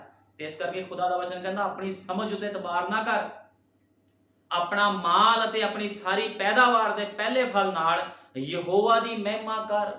ਫਿਰ ਖੁਦਾ ਨੇ ਕਿਉਂ ਕਿਹਾ ਵੀ ਆਪਣੇ ਮਾਲ ਤੇ ਆਪਣੀ ਸਾਰੀ ਪਹਿਲੀ ਪੈਦਾਵਾਰ ਦੇ ਨਾਲ ਖੁਦਾ ਦੀ ਮਹਿਮਾ ਕਰ? ਇਹਦਾ ਮਤਲਬ ਖੁਦਾਵੰਦ ਚਾਹੁੰਦਾ ਹੈ ਤੁਹਾਡੇ ਤੋਂ ਕੁਝ ਵੀ ਤੁਸੀਂ ਖੁਦਾ ਦੇ ਲਈ ਕੁਝ ਕਰੋ। ਤੇ ਲੋਕ ਕਹਿ ਦਿੰਦੇ ਅਸੀਂ ਇਕੱਲੇ ਹੀ ਕਰੀਏ ਖੁਦਾ ਦੇ ਲਈ। ਮੈਂ ਤੁਹਾਨੂੰ ਦੱਸਣਾ ਚਾਹੁੰਦਾ ਜੇ ਖੁਦਾ ਨੇ ਤੁਹਾਨੂੰ ਇਕੱਲੇ ਨੂੰ ਹੀ ਚੁਣਿਆ ਇਸ ਸੰਸਾਰ ਦੇ ਵਿੱਚੋਂ ਤੇ ਤੁਸੀਂ ਇਕੱਲੇ ਹੀ ਇਸ ਕੰਮਾਂ ਨੂੰ ਕਰੋਗੇ। ਤੁਹਾਨੂੰ ਕਰਨਾ ਪੈਣਾ। ਪੂਰੀ ਦੁਨੀਆ ਨੂੰ ਨਹੀਂ ਚੁਣਿਆ ਖੁਦਾ ਨੇ, ਸਿਰਫ ਤੁਹਾਨੂੰ ਚੁਣਿਆ। ਨੂਹ ਨੂੰ ਖੁਦਾ ਨੇ ਚੁਣਿਆ ਸੀ ਕਿਸ਼ਤੀ ਵਿੱਚ ਜਾਣ ਦੇ ਲਈ ਵੀ ਤੂੰ ਕਿਸ਼ਤੀ ਨੂੰ ਬਣਾ, ਤੇ ਨੂਹ ਕਹਿ ਦਿੰਦਾ ਖੁਦਾ ਨੂੰ ਵੀ ਪ੍ਰਭੂ ਮੈਂ ਕਿਤੇ ਇਕੱਲੇ ਨੇ ਠੇਕਾ ਲਿਆ ਕਿਸ਼ਤੀ ਨੂੰ ਬਣਾਉਣ ਦਾ। ਨੂਹ ਨੇ ਕੁਝ ਨਹੀਂ ਕਿਹਾ। ਉਹਨੇ ਕਿਹਾ ਠੀਕ ਹੈ ਪ੍ਰਭੂ, ਜੋ ਤੂੰ ਕਿਹਾ ਮੈਂ ਉਹੀ ਕਰਾਂਗਾ। ਨੂਹ ਤੇ ਉਸਦਾ ਪਰਿਵਾਰ ਕਿਸ਼ਤੀ ਨੂੰ ਬਣਾਉਂਦੇ ਰਹੇ। 120 ਸਾਲ ਨੂਹ ਨੇ ਪ੍ਰਚਾਰ ਕੀਤਾ ਤੇ ਫਿਰ ਕੀ ਹੋਇਆ? ਉਹਨੇ ਲੋਕਾਂ ਨੂੰ ਕਿਹਾ ਵੀ ਤੁਸੀਂ ਆਓ, ਲੇਕਿਨ ਕੋਈ ਵੀ ਨਹੀਂ ਆਇਆ। ਸਭਨਾਂ ਨੇ ਉਹਦਾ ਮਜ਼ਾਕ ਉਡਾਇਆ। ਲੇਕਿਨ ਨੂਹ ਨੇ ਖੁਦਾ ਦੀ ਆਗਿਆਕਾਰੀ ਕੀਤੀ। ਮੇਰੇ ਕਹਿਣ ਦਾ ਮਤਲਬ ਆ ਜੇ ਖੁਦਾ ਨੇ ਤੁਹਾਨੂੰ ਚੁਣਿਆ ਹੈ ਇਸ ਸੰਸਾਰ ਦੇ ਵਿੱਚੋਂ, ਲੱਖਾਂ ਕਰੋੜਾਂ ਦੀ ਆਬਾਦੀ ਵਿੱਚੋਂ ਜੇ ਤੁਹਾਨੂੰ ਚੁਣਿਆ ਹੈ ਤੇ ਤੁਸੀਂ ਹੀ ਖੁਦਾ ਦਾ ਕੰਮ ਕਰਨਾ ਹੈ। ਤੁਸੀਂ ਹੀ ਆਪਣੇ ਜੀਵਨ ਨੂੰ ਸਮਰਪਿਤ ਕਰਨਾ, ਉਹਨਾਂ ਨੇ ਥੋੜੀ ਕਰਨਾ ਹੈ। ਜੇ ਖੁਦਾ ਨੇ ਤੁਹਾਨੂੰ ਚੁਣਿਆ ਤੇ ਤੁਹਾਨੂੰ ਕਿਸੇ ਯੋਜਨਾ ਦੇ ਤਹਿਤ ਉਹਨੇ ਚੁਣਿਆ ਆ ਤੇ ਤੁਸੀਂ ਕਹਿੰਦੇ ਅਸੀਂ ਖੁਦਾ ਦਾ ਕੰਮ ਕਰੀਏ। ਅਸੀਂ ਰਹਿ ਗਏ ਇਕੱਲੇ ਖੁਦਾ ਦਾ ਕੰਮ ਕਰਨ ਨੂੰ, ਅਸੀਂ ਰਹਿ ਗਏ ਸਮਰਪਿਤ ਜੀਵਨ ਕਰਨ ਨੂੰ। ਜੇ ਤੁਹਾਨੂੰ ਚੁਣਿਆ ਤਾਂ ਤੁਸੀਂ ਹੀ ਆਪਣਾ ਜੀਵਨ ਸਮਰਪਿਤ ਕਰਨਾ। ਜੇ ਤੁਹਾਨੂੰ ਚੁਣਿਆ ਹੈ ਤੁਸੀਂ ਹੀ ਜੀਵਨ ਵਿੱਚ ਤਿਆਗ ਕਰਨੇ ਹੈ, ਉਹਨਾਂ ਨੇ ਨਹੀਂ ਕਰਨੇ ਜਿਨ੍ਹਾਂ ਦੇ ਵਿੱਚ ਤੁਸੀਂ ਰਹਿੰਦੇ ਹੋ। ਜਾ ਕੇ ਤਿਆਗ ਵੀ ਤੁਹਾਨੂੰ ਕਰਨਾ ਪੈਣਾ, ਜੀਵਨ ਸਮਰਪਿਤ ਵੀ ਤੁਹਾਨੂੰ ਕਰਨਾ ਪੈਣਾ, ਕਿਉਂਕਿ ਚੁਣਿਆ ਵੀ ਤਾਂ ਤੁਹਾਨੂੰ ਹੀ ਗਿਆ ਹੈ, ਉਹਨਾਂ ਨੂੰ ਥੋੜੀ ਚੁਣਿਆ ਗਿਆ ਹੈ। ਜੇ ਕੋਈ ਮਨੁੱਖ ਹਲ ਤੇ ਹੱਥ ਰੱਖ ਕੇ ਪਿੱਛੇ ਵੇਖਦਾ ਆ ਤੇ ਉਹ ਬੰਦਾ ਖੁਦਾ ਦੇ ਯੋਗ ਨਹੀਂ ਹੁੰਦਾ। ਇਸ ਸੰਦੇਸ਼ ਦੀ ਸੇਵਕਾਈ ਉਹ ਸੇਵਕਾਈ ਹੈ ਜੇ ਤੁਸੀਂ ਇਸ ਸੇਵਕਾਈ ਦੇ ਵਿੱਚ ਆ ਗਏ, ਜੇ ਤੁਸੀਂ ਪਿੱਛੇ ਮੁੜ ਕੇ ਦੇਖਦੇ ਹੋ ਤੇ ਲੂਤ ਦੀ ਤੀਵੀਂ ਤੋਂ ਵੀ ਬਿਹਤਰ ਤੁਹਾਡਾ ਹਾਲ ਹੋਵੇਗਾ। ਫਿਰ ਉਹ ਤਾਂ ਲੂਣ ਦਾ ਥੰਮ ਬਣ ਗਈ ਸੀ ਤੇ ਤੁਸੀਂ ਮੌਤ ਵਿੱਚ ਚਲੇ ਜਾਓਗੇ ਜੇ ਪਿੱਛੇ ਮੁੜ ਕੇ ਦੇਖੋਗੇ ਸੰਸਾਰ ਵੱਲ। ਇਹ ਉਹ ਲਾਈਨ ਨਹੀਂ ਆ, ਇਹ ਸੰਦੇਸ਼ ਨਹੀਂ ਆ ਵੀ ਪਿੱਛੇ ਮੁੜ ਕੇ ਦੇਖਣਾ ਆ। ਖੁਦਾ ਨੇ ਲੂਤ ਦੀ ਤੀਵੀਂ ਨੂੰ ਕਿਹਾ ਸੀ ਉਸਦੇ ਪਰਿਵਾਰ ਨੂੰ ਪਿੱਛੇ ਮੁੜ ਕੇ ਨਹੀਂ ਵੇਖਣਾ। ਉਹਦੀ ਬੇਟੀਆਂ ਅੱਗੇ ਜਾਂਦੀਆਂ ਰਹੀਆਂ, ਲੂਤ ਅੱਗੇ ਜਾਂਦਾ ਰਿਹਾ, ਲੇਕਿਨ ਸਰੀਰ ਨਾਲ ਜੁੜੀ ਹੋਈ ਲੂਤ ਦੀ ਤੀਵੀਂ ਪਿੱਛੇ ਮੁੜ ਕੇ ਵੇਖ ਰਹੀ ਸੀ। ਹਾਏ ਮੇਰਾ ਘਰ, ਮੇਰੇ ਰਿਸ਼ਤੇਦਾਰ, ਮੇਰੇ ਸਗੇ ਸੰਬੰਧੀ। ਪਿੱਛੇ ਮੁੜ ਕੇ ਵੇਖਿਆ ਤੇ ਲੂਣ ਦਾ ਥੰਮ ਬਣ ਗਈ। ਇਸੇ ਤਰ੍ਹਾਂ ਜੇ ਕੋਈ ਸੰਦੇਸ਼ ਦੀ ਸੇਵਕਾਈ ਦੇ ਵਿੱਚ ਪਿੱਛੇ ਮੁੜ ਕੇ ਵੇਖੇਗਾ ਤੇ ਉਹਨੂੰ ਬਦਲੇ ਵਿੱਚ ਮੌਤ ਮਿਲੇਗੀ। ਕਿਉਂਕਿ ਇਹਦੇ ਵਿੱਚ ਮੈਂ ਕੋਈ ਟੋਪੀ ਨਹੀਂ ਕਿਸ ਨੂੰ ਪਾਉਂਦਾ, ਇੱਥੇ ਸਾਫ਼ ਸਪਸ਼ਟ ਤੇ ਸੱਚਾ ਪ੍ਰਚਾਰ ਬੋਲੀਦਾ ਹੈ। ਖੁਦਾ ਸੱਚ ਬੁਲਵਾਉਂਦਾ ਇਸ ਥਾਂ ਦੇ ਵਿੱਚੋਂ। ਇੱਥੇ ਕਿਸੇ ਨੂੰ ਟੋਪੀਆਂ ਜਾਂ ਝੂਠ ਨਹੀਂ ਬੋਲਿਆ ਜਾਂਦਾ। ਇਹ ਉਹ ਸੰਦੇਸ਼ ਆ, ਜੇ ਤੁਹਾਨੂੰ ਸੰਦੇਸ਼ ਦੀ ਕਿਰਪਾ ਤੁਹਾਡੇ ਉੱਪਰ ਹੋ ਗਈ ਆ ਤੇ ਤੁਸੀਂ ਪਿੱਛੇ ਮੁੜ ਕੇ ਵੇਖ ਨਹੀਂ ਸਕਦੇ। ਤੁਹਾਨੂੰ ਸੰਦੇਸ਼ ਦੇ ਵਿੱਚ ਹੀ ਚੱਲਣਾ ਪਵੇਗਾ। ਇੱਕ ਵੀ ਕਦਮ ਤੁਸੀਂ ਇੱਧਰ ਉੱਧਰ ਨਹੀਂ ਪੁੱਟ ਸਕਦੇ, ਨਹੀਂ ਤਾਂ ਮੌਤ ਮਿਲੇਗੀ। ਤੇ ਭਾਈ ਬ੍ਰੈਨਮ ਨੇ ਕਿਹਾ ਮੌਤ ਦਾ ਮਤਲਬ ਹੈ ਖੁਦਾ ਤੋਂ ਵਿਛੋੜਾ। ਖੁਦਾ ਤੋਂ ਵਿਛੋੜਾ। ਤੁਸੀਂ ਦੇਖੋ ਮਿਸ਼ਨਾਂ ਦੇ ਜਥੇਬੰਦੀਆਂ ਵਿੱਚ, ਡਿਨੋਮੀਨੇਸ਼ਨ ਚਰਚਾਂ ਵਿੱਚ ਕਿਸੇ ਦੀ ਡੈਥ ਹੁੰਦੀ ਆ ਤੇ ਪਾਸਟਰ ਲੋਕ ਕੀ ਕਰਦੇ ਆ? ਉਹ ਜਨਾਜ਼ਾ ਪੜ੍ਹਦੇ ਜਦੋਂ ਉਹ ਬੰਦਾ ਝੂਠ ਵਾਲਾ ਜੀਵਨ, ਗੰਦਗੀ ਵਾਲਾ ਜੀਵਨ ਭੈਣ ਭਾਈ ਬਤੀਤ ਕਰਦਾ ਹੁੰਦਾ, ਉਹ ਜਨਾਜ਼ੇ ਵਿੱਚ ਬੋਲਦੇ ਹਨ ਇਹਨੂੰ ਖੁਦਾ ਲੈਣ ਆ ਰਿਹਾ ਜੀ, ਇਹ ਖੁਦਾ ਕੋਲ ਚਲਾ ਗਿਆ ਜੀ, ਇਹ ਚਲੀ ਗਈ। ਉਹ ਸਭ ਝੂਠ ਹੈ, ਲੇਕਿਨ ਇੱਥੇ ਝੂਠ ਨਹੀਂ ਬੋਲਿਆ ਜਾਂਦਾ। ਕਿੱਦਾਂ ਉਹ ਲੋਕਾਂ ਦੇ ਜੀਵਨ ਗਲਤ ਹੁੰਦੇ ਹਨ ਤੇ ਉਹ ਲੋਕਾਂ ਨੂੰ ਸਵਰਗ ਵਿੱਚ ਪਹੁੰਚਾ ਦਿੰਦੇ 1 ਮਿੰਟ ਦੇ ਵਿੱਚ। ਕੀਤਾ ਉਹਨਾਂ ਨੇ ਕੁਝ ਨਹੀਂ ਹੁੰਦਾ। ਜਿਹੜਾ ਜਨਾਜ਼ਾ ਪੜ੍ਹ ਰਿਹਾ ਹੁੰਦਾ ਉਹਨੂੰ ਬਾਈਬਲ ਦਾ ਉੜਾੜਾ ਨਹੀਂ ਪਤਾ ਹੁੰਦਾ ਤੇ ਉਹ ਲੋਕਾਂ ਨੂੰ ਕਹਿ ਦਿੰਦਾ ਯਾਰ ਇਹ ਖੁਦਾ ਦੇ ਰਾਹ 'ਚ ਚਲੇ ਗਏ ਜੀ। ਕਿੱਦਾਂ ਚਲੇ ਗਏ? ਬਾਈਬਲ ਬਿਆਨ ਕਰਦੀ ਆ ਤੌਬਾ ਕਰ, ਬਪਤਿਸਮਾ ਲੈ ਤਾਂ ਤੇਰੇ ਪਾਪ ਮਿਟਾਏ ਜਾਣਗੇ। ਬੈਪਟਾਈਜ਼ ਤੋਂ ਬਾਅਦ ਜੀਵਨ ਸ਼ੁਰੂ ਹੁੰਦਾ। ਬਪਤਿਸਮਾ ਲੈਣ ਦੇ ਨਾਲ ਵੀ ਕਿਸ ਦੀ ਮੁਕਤੀ ਨਹੀਂ ਹੁੰਦੀ। ਇਸ ਗੱਲ ਨੂੰ ਯਾਦ ਰੱਖਣਾ, ਕਿਉਂਕਿ ਯਿਸੂ ਮਸੀਹ ਨੇ ਨਿਕੋਦੇਮੁਸ ਨੂੰ ਕਿਹਾ ਸੀਗਾ ਜਦੋਂ ਤੱਕ ਕੋਈ ਜਲ ਅਤੇ ਆਤਮਾ ਦੇ ਨਾਲ ਨਹੀਂ ਜੰਮਦਾ ਖੁਦਾ ਦੇ ਰਾਜ ਵਿੱਚ ਪ੍ਰਵੇਸ਼ ਨਹੀਂ ਕਰ ਸਕਦਾ। ਜਲ ਦੇ ਨਾਲ ਪ੍ਰਭੂ ਯਿਸੂ ਮਸੀਹ ਨਾਮ 'ਚ ਬਪਤਿਸਮਾ ਲੈ ਲਿਆ, ਹੁਣ ਪਵਿੱਤਰ ਆਤਮਾ ਦਾ ਦਾਨ ਹੈ। ਉਸ ਤੋਂ ਬਾਅਦ ਜੇ ਤੁਹਾਡੇ ਕੋਲ ਪਵਿੱਤਰ ਆਤਮਾ ਦਾ ਦਾਨ ਨਹੀਂ ਹੈ, ਤੁਸੀਂ ਭਟਕੇ ਫਿਰੋਗੇ, ਤੁਸੀਂ ਆਪਣੀ ਸਮਝ ਦਾ ਸਹਾਰਾ ਲਓਗੇ, ਤੁਸੀਂ ਕਹਣਾ ਮੈਂ ਜੋ ਕਰ ਰਿਹਾ ਸਹੀ ਕਰ ਰਿਹਾ, ਫਿਰ ਤੁਹਾਨੂੰ ਕੁਝ ਵੀ ਪ੍ਰਾਪਤ ਨਹੀਂ ਹੋਵੇਗਾ। ਕਿਉਂਕਿ ਇੱਥੇ ਕੋਈ ਤਮਾਸ਼ਾ ਨਹੀਂ ਚੱਲਦਾ, ਇੱਥੇ ਜਿਉਂਦੇ ਯਹੋਵਾ ਦਾ ਪ੍ਰਚਾਰ ਕੀਤਾ ਜਾਂਦਾ। ਇੱਥੇ ਉਹ ਸੇਵਕ, ਉਹ ਪਾਸਟਰ ਨਹੀਂ ਖੜਾ ਜਿਹਦੀ 25-30 ਹਜ਼ਾਰ ਤਨਖਾਹ ਆ ਤੇ ਜੋ ਮਨ 'ਚ ਆਇਆ ਉਹ ਉਹਨੇ ਬੋਲ ਦਿੱਤਾ, ਲੋਕਾਂ ਨੂੰ ਗੱਲਾਂ ਦੇ ਨਾਲ ਹੀ ਸਵਰਗ 'ਚ ਪਹੁੰਚਾ ਦਿੱਤਾ। ਇੱਥੇ ਉਹ ਕੰਮ ਨਹੀਂ ਆ। ਇੱਥੇ ਗੱਲਾਂ ਦੇ ਨਾਲ ਤੁਸੀਂ ਸਵਰਗ ਵਿੱਚ ਨਹੀਂ ਜਾਓਗੇ ਜਾਂ ਖੁਦਾ ਦੇ ਰਾਜ ਵਿੱਚ ਨਹੀਂ ਜਾਓਗੇ। ਤੁਹਾਨੂੰ ਉਹ ਕੁਝ ਕਰਨਾ ਪਵੇਗਾ ਜੋ ਯਹੋਵਾ ਕਹਿੰਦਾ ਹੈ। ਬਾਈਬਲ 'ਚ ਲਿਖਿਆ ਮੇਰੇ ਵਚਨ ਨੂੰ ਤੁਸੀਂ ਇੱਕ ਬਿੰਦੀ ਜਾਂ ਟਿੱਪੀ ਵੀ ਟਾਲ ਨਹੀਂ ਸਕਦੇ। ਤੇ ਅੱਜ ਤੁਸੀਂ ਦੇਖੋ ਲੋਕਾਂ ਨੇ ਵਚਨ ਨੂੰ ਪੂਰੇ ਦਾ ਪੂਰੇ ਹੀ ਬਦਲ ਦਿੱਤਾ। ਤੁਹਾਨੂੰ ਪਤਾ ਜੇ ਵਚਨ ਨੂੰ ਤੁਸੀਂ ਤੁੱਛ ਸਮਝਦੇ ਹੋ ਤੇ ਤੁਸੀਂ ਖੁਦਾ ਨੂੰ ਤੁੱਛ ਸਮਝਦੇ, ਕਿਉਂਕਿ ਵਚਨ ਹੀ ਯਿਸੂ ਮਸੀਹ ਹੈ। ਭਾਈ ਬ੍ਰੈਨਮ ਦਾ ਸੰਦੇਸ਼ ਹੀ ਯਿਸੂ ਮਸੀਹ ਹੈ। ਜੋ ਭਾਈ ਬ੍ਰੈਨਮ ਦੇ ਸੰਦੇਸ਼ਾਂ ਵਿੱਚ ਲਿਖਿਆ ਆ ਉਹ ਯਿਸੂ ਮਸੀਹ ਹੈ। ਤੇ ਤੁਸੀਂ ਯਿਸੂ ਮਸੀਹ ਦੇ ਨਾਲ ਫਿਰ ਟੱਕਰ ਲੈਂਦੇ ਹੋ ਜੇ ਤੁਸੀਂ ਖੁਦਾ ਦੀ ਗੱਲਾਂ ਨੂੰ ਮੰਨਦੇ ਨਹੀਂ ਹੋ। ਇਸ ਕਰਕੇ ਨਬੀ ਕਹਿੰਦਾ ਲੋਕ ਭੁਲੱਕੜਪਨ ਦੇ ਵਿੱਚ ਹਨ। ਹੁਣ ਭਾਈ ਬ੍ਰੈਨਮ ਨੇ ਕਿਹਾ ਉਸਨੇ ਇਜ਼ਰਾਈਲੀਆਂ ਕੋਲੋਂ ਇੱਕ ਇੱਕ ਦਾਣੇ ਦੀ ਕਟਾਈ ਕਰਵਾਈ ਜੋ ਉਸਨੇ ਬੀਜਿਆ ਸੀ, ਅਰਥਾਤ ਉਹਨਾਂ ਨੂੰ ਆਪਣੇ ਹਰੇਕ ਮਾੜੇ ਕੰਮ ਦਾ ਭੁਗਤਾਨ ਕਰਨਾ ਪਿਆ। ਹੁਣ ਇਜ਼ਰਾਈਲੀ ਕਿਹੜੇ ਲੋਕ ਸੀਗੇ? ਚੁਣੇ ਹੋਏ ਲੋਕ ਸੀਗੇ। ਤੇ ਚੁਣੇ ਹੋਏ ਲੋਕਾਂ ਦੇ ਕੋਲੋਂ ਖੁਦਾ ਕੀ ਕਰਾ ਰਿਹਾ ਆ? ਕਟਾਈ ਕਰਵਾ ਰਿਹਾ। ਕਿਹੜੇ ਕੰਮਾਂ ਦੀ? ਮਾੜੇ ਕੰਮਾਂ ਦੀ। ਇਹਦਾ ਮਤਲਬ ਉਹ ਅੱਗ ਦੇ ਖੰਭੇ ਦੇ ਥੱਲੇ ਵੀ ਗਲਤੀਆਂ ਹੋ ਰਹੀਆਂ ਸੀ। ਤੁਹਾਨੂੰ ਪਤਾ ਹੈ ਇਜ਼ਰਾਈਲੀਆਂ ਨੂੰ ਖੁਦਾ ਮਿਸਰ ਵਿੱਚੋਂ ਬਾਹਰ ਕੱਢ ਕੇ ਲਿਆਇਆ ਤੇ ਖੁਦਾਵੰਦ ਬੱਦਲ ਦੇ ਰੂਪ ਦੇ ਵਿੱਚ, ਅੱਗ ਦੇ ਰੂਪ ਦੇ ਵਿੱਚ ਉਹਨਾਂ ਦੀ ਅਗਵਾਈ ਕਰਦਾ ਸੀ। ਫਿਰ ਵੀ ਲੋਕ ਗਲਤੀਆਂ ਕਰ ਰਹੇ ਸੀ। ਅੱਜ ਵੀ ਇਸੇ ਤਰ੍ਹਾਂ ਆ। ਲੋਕੀ ਸੰਦੇਸ਼ ਦੇ ਵਿੱਚ ਤਾਂ ਆ ਜਾਂਦੇ ਆ, ਸੰਦੇਸ਼ ਦੇ ਵਿੱਚ ਆ ਕੇ ਵੀ ਲੋਕ ਗਲਤੀ ਕਰਦੇ। ਉਹ ਸੋਚਦੇ ਅਸੀਂ ਅੱਗ ਦੇ ਖੰਭੇ ਦੇ ਥੱਲੇ ਆ, ਅਸੀਂ ਬੱਦਲ ਦੇ ਹੇਠ ਹਾਂ। ਜੇ ਤੁਸੀਂ ਬੱਦਲ ਦੇ ਹੇਠ ਹੋ ਤੇ ਆਗਿਆਕਾਰੀ ਵੀ ਕਰਨੀ ਪੈਣੀ ਆ। ਆਪਣੇ ਆਪ ਨੂੰ ਦਰਸਾਉਣਾ ਜੀ ਅਸੀਂ ਖੁਦਾ ਦੇ ਮਸੇ ਦੇ ਹੇਠ ਹਾਂ ਤੇ ਮਰਜ਼ੀ ਆਪਣੀ ਹੀ ਸਮਝ ਦਾ ਸਹਾਰਾ ਲਈ ਜਾਣਾ, ਫਿਰ ਤੁਹਾਨੂੰ ਕੁਝ ਪ੍ਰਾਪਤ ਨਹੀਂ ਹੋਵੇਗਾ। ਇਸ ਕਰਕੇ ਨਬੀ ਕਹਿੰਦਾ ਉਸਨੇ ਇਜ਼ਰਾਈਲੀਆਂ ਕੋਲੋਂ ਮਾੜੇ ਕੰਮ ਦਾ ਭੁਗਤਾਨ, ਜਿਹੜੇ ਵੀ ਉਹਨਾਂ ਨੇ ਮਾੜੇ ਕੰਮ ਕੀਤੇ ਸੀ ਉਹਦਾ ਭੁਗਤਾਨ ਉਹਨਾਂ ਨੂੰ ਕਰਨਾ ਪਿਆ। ਤੇ ਉਸਨੇ ਇਜ਼ਰਾਈਲੀਆਂ ਕੋਲੋਂ ਵਢਵਾਇਆ ਜੋ ਉਸਨੇ ਬੀਜਿਆ ਸੀ ਤੇ ਉਹ ਸਾਡੇ ਕੋਲੋਂ ਵੀ ਵਢਵਾਏਗਾ। ਜੇ ਉਸਨੇ ਇਜ਼ਰਾਈਲੀਆਂ ਨੂੰ ਨਹੀਂ ਬਖਸ਼ਿਆ ਤੇ ਤੁਸੀਂ ਕੀ ਚੀਜ਼ ਹੋ? ਅੱਜ ਦੇ ਲੋਕ ਕੀ ਚੀਜ਼ ਨੇ ਜਿਹੜੇ ਕਹਿੰਦੇ ਅਸੀਂ ਸੰਦੇਸ਼ ਵਿੱਚ ਆ ਗਏ, ਅਸੀਂ ਕਿਰਪਾ ਦੇ ਥੱਲੇ ਆ ਗਏ ਹਾਂ। ਜੇ ਮੈਂ ਸਹੀ ਲੈਂਗੁਏਜ ਵਿੱਚ ਬੋਲਾਂ ਤੇ ਜਿੰਨੀ ਡਾਂਗ ਉਹਨਾਂ ਨੂੰ ਫਿਰੀ ਸੀ ਉਸ ਤੋਂ ਦੁੱਗਣੀ ਡਾਂਗ ਆ ਜਿਹੜੀ ਨਾ ਉਹ ਅੱਜ ਫਿਰਨੀ ਆ ਲੋਕਾਂ ਨੂੰ ਜਿਹੜੇ ਸੰਦੇਸ਼ ਵਿੱਚ ਆ ਗਏ ਨੇ। ਜੇ ਉਹ ਸਹੀ ਜੀਵਨ ਬਤੀਤ ਨਹੀਂ ਕਰਦੇ। ਕਿਉਂਕਿ ਨਬੀ ਨੇ ਕਿਹਾ ਉਹ ਕਿਸੇ ਦਾ ਪੱਖਪਾਤ ਨਹੀਂ ਕਰਦਾ, ਉਹਨੇ ਪੱਖਪਾਤ ਨਹੀਂ ਕਰਨਾ, ਨਾ ਉਹਨੇ ਉਹਨਾਂ ਦੇ ਨਾਲ ਕੋਈ ਪੱਖਪਾਤ ਕੀਤਾ, ਨਾ ਤੁਹਾਡੇ ਨਾਲ ਕੋਈ ਪੱਖਪਾਤ ਕਰੇਗਾ। ਉਹ ਗਲਤੀ ਦੀ ਸਜ਼ਾ ਬਰਾਬਰ ਹੀ ਆ। ਜੇ ਉਹਨਾਂ ਕੋਲੋਂ ਵਡਵਾਇਆ ਸੀ ਤੇ ਤੁਹਾਡੇ ਕੋਲੋਂ ਵੀ ਵਡਵਾਵੇਗਾ। ਖੁਦਾ ਦੇ ਸਥਾਨ ਤੇ ਜੇ ਤੁਸੀਂ ਆਪਣੇ ਧੀਆਂ ਪੁੱਤਰਾਂ ਨੂੰ ਰੱਖਦੇ ਹੋ, ਆਪਣੇ ਸਗੇ ਸੰਬੰਧੀਆਂ ਨੂੰ ਰੱਖਦੇ ਹੋ, ਤੇ ਇਹ ਮੂਰਤੀ ਪੂਜਾ ਹੈ। ਅੱਜ ਲੋਕਾਂ ਨੂੰ ਪਤਾ ਹੀ ਨਹੀਂ ਮੂਰਤੀ ਪੂਜਾ ਬਾਰੇ, ਵੀ ਮੂਰਤੀ ਪੂਜਾ ਹੈ ਕੀ ਆ। ਖੁਦਾ ਦੇ ਸਥਾਨ ਕਿਸੇ ਹੋਰ ਮਨੁੱਖ ਨੂੰ ਪਹਿਲ ਦੇਣੀ ਮੂਰਤੀ ਪੂਜਾ ਹੈ। ਜੇ ਤੁਸੀਂ ਖੁਦਾ ਦੇ ਵੱਟੇ ਕਿਸੇ ਹੋਰ ਬੰਦੇ ਨੂੰ ਸਥਾਨ ਦਿੰਦੇ ਹੋ ਪਹਿਲਾਂ, ਉਹੀ ਮੂਰਤੀ ਪੂਜਾ। ਤੇ ਖੁਦਾਵੰਦ ਕਹਿੰਦਾ ਮੂਰਤੀ ਪੂਜਕ ਅੱਗ ਦੀ ਝੀਲ ਦੇ ਵਿੱਚ ਹੋਣਗੇ। ਹੁਣ ਸਮਝ ਲਓ ਮੂਰਤੀ ਪੂਜਾ ਕੀ ਹੈ। ਲੋਕੀ ਸੋਚਦੇ ਅਸੀਂ ਦੂਜੀਆਂ ਜਾਤਾਂ ਵਿੱਚ ਸੀ, ਅਸੀਂ ਉੱਥੇ ਮੂਰਤੀ ਪੂਜਾ ਕਰਦੇ ਸੀ, ਅਸੀਂ ਹੁਣ ਮਸੀਹ 'ਚ ਆ ਗਏ ਆ, ਹੁਣ ਅਸੀਂ ਮੂਰਤੀ ਪੂਜਕ ਨਹੀਂ ਆ। ਲੇਕਿਨ ਮੈਂ ਤੁਹਾਨੂੰ ਸਾਫ਼ ਤੇ ਸਪਸ਼ਟ ਦੱਸਣਾ ਚਾਹਨਾ, ਅਸਲੀ ਮੂਰਤੀ ਪੂਜਕ ਕ੍ਰਿਸਚੀਅਨ ਨੇ।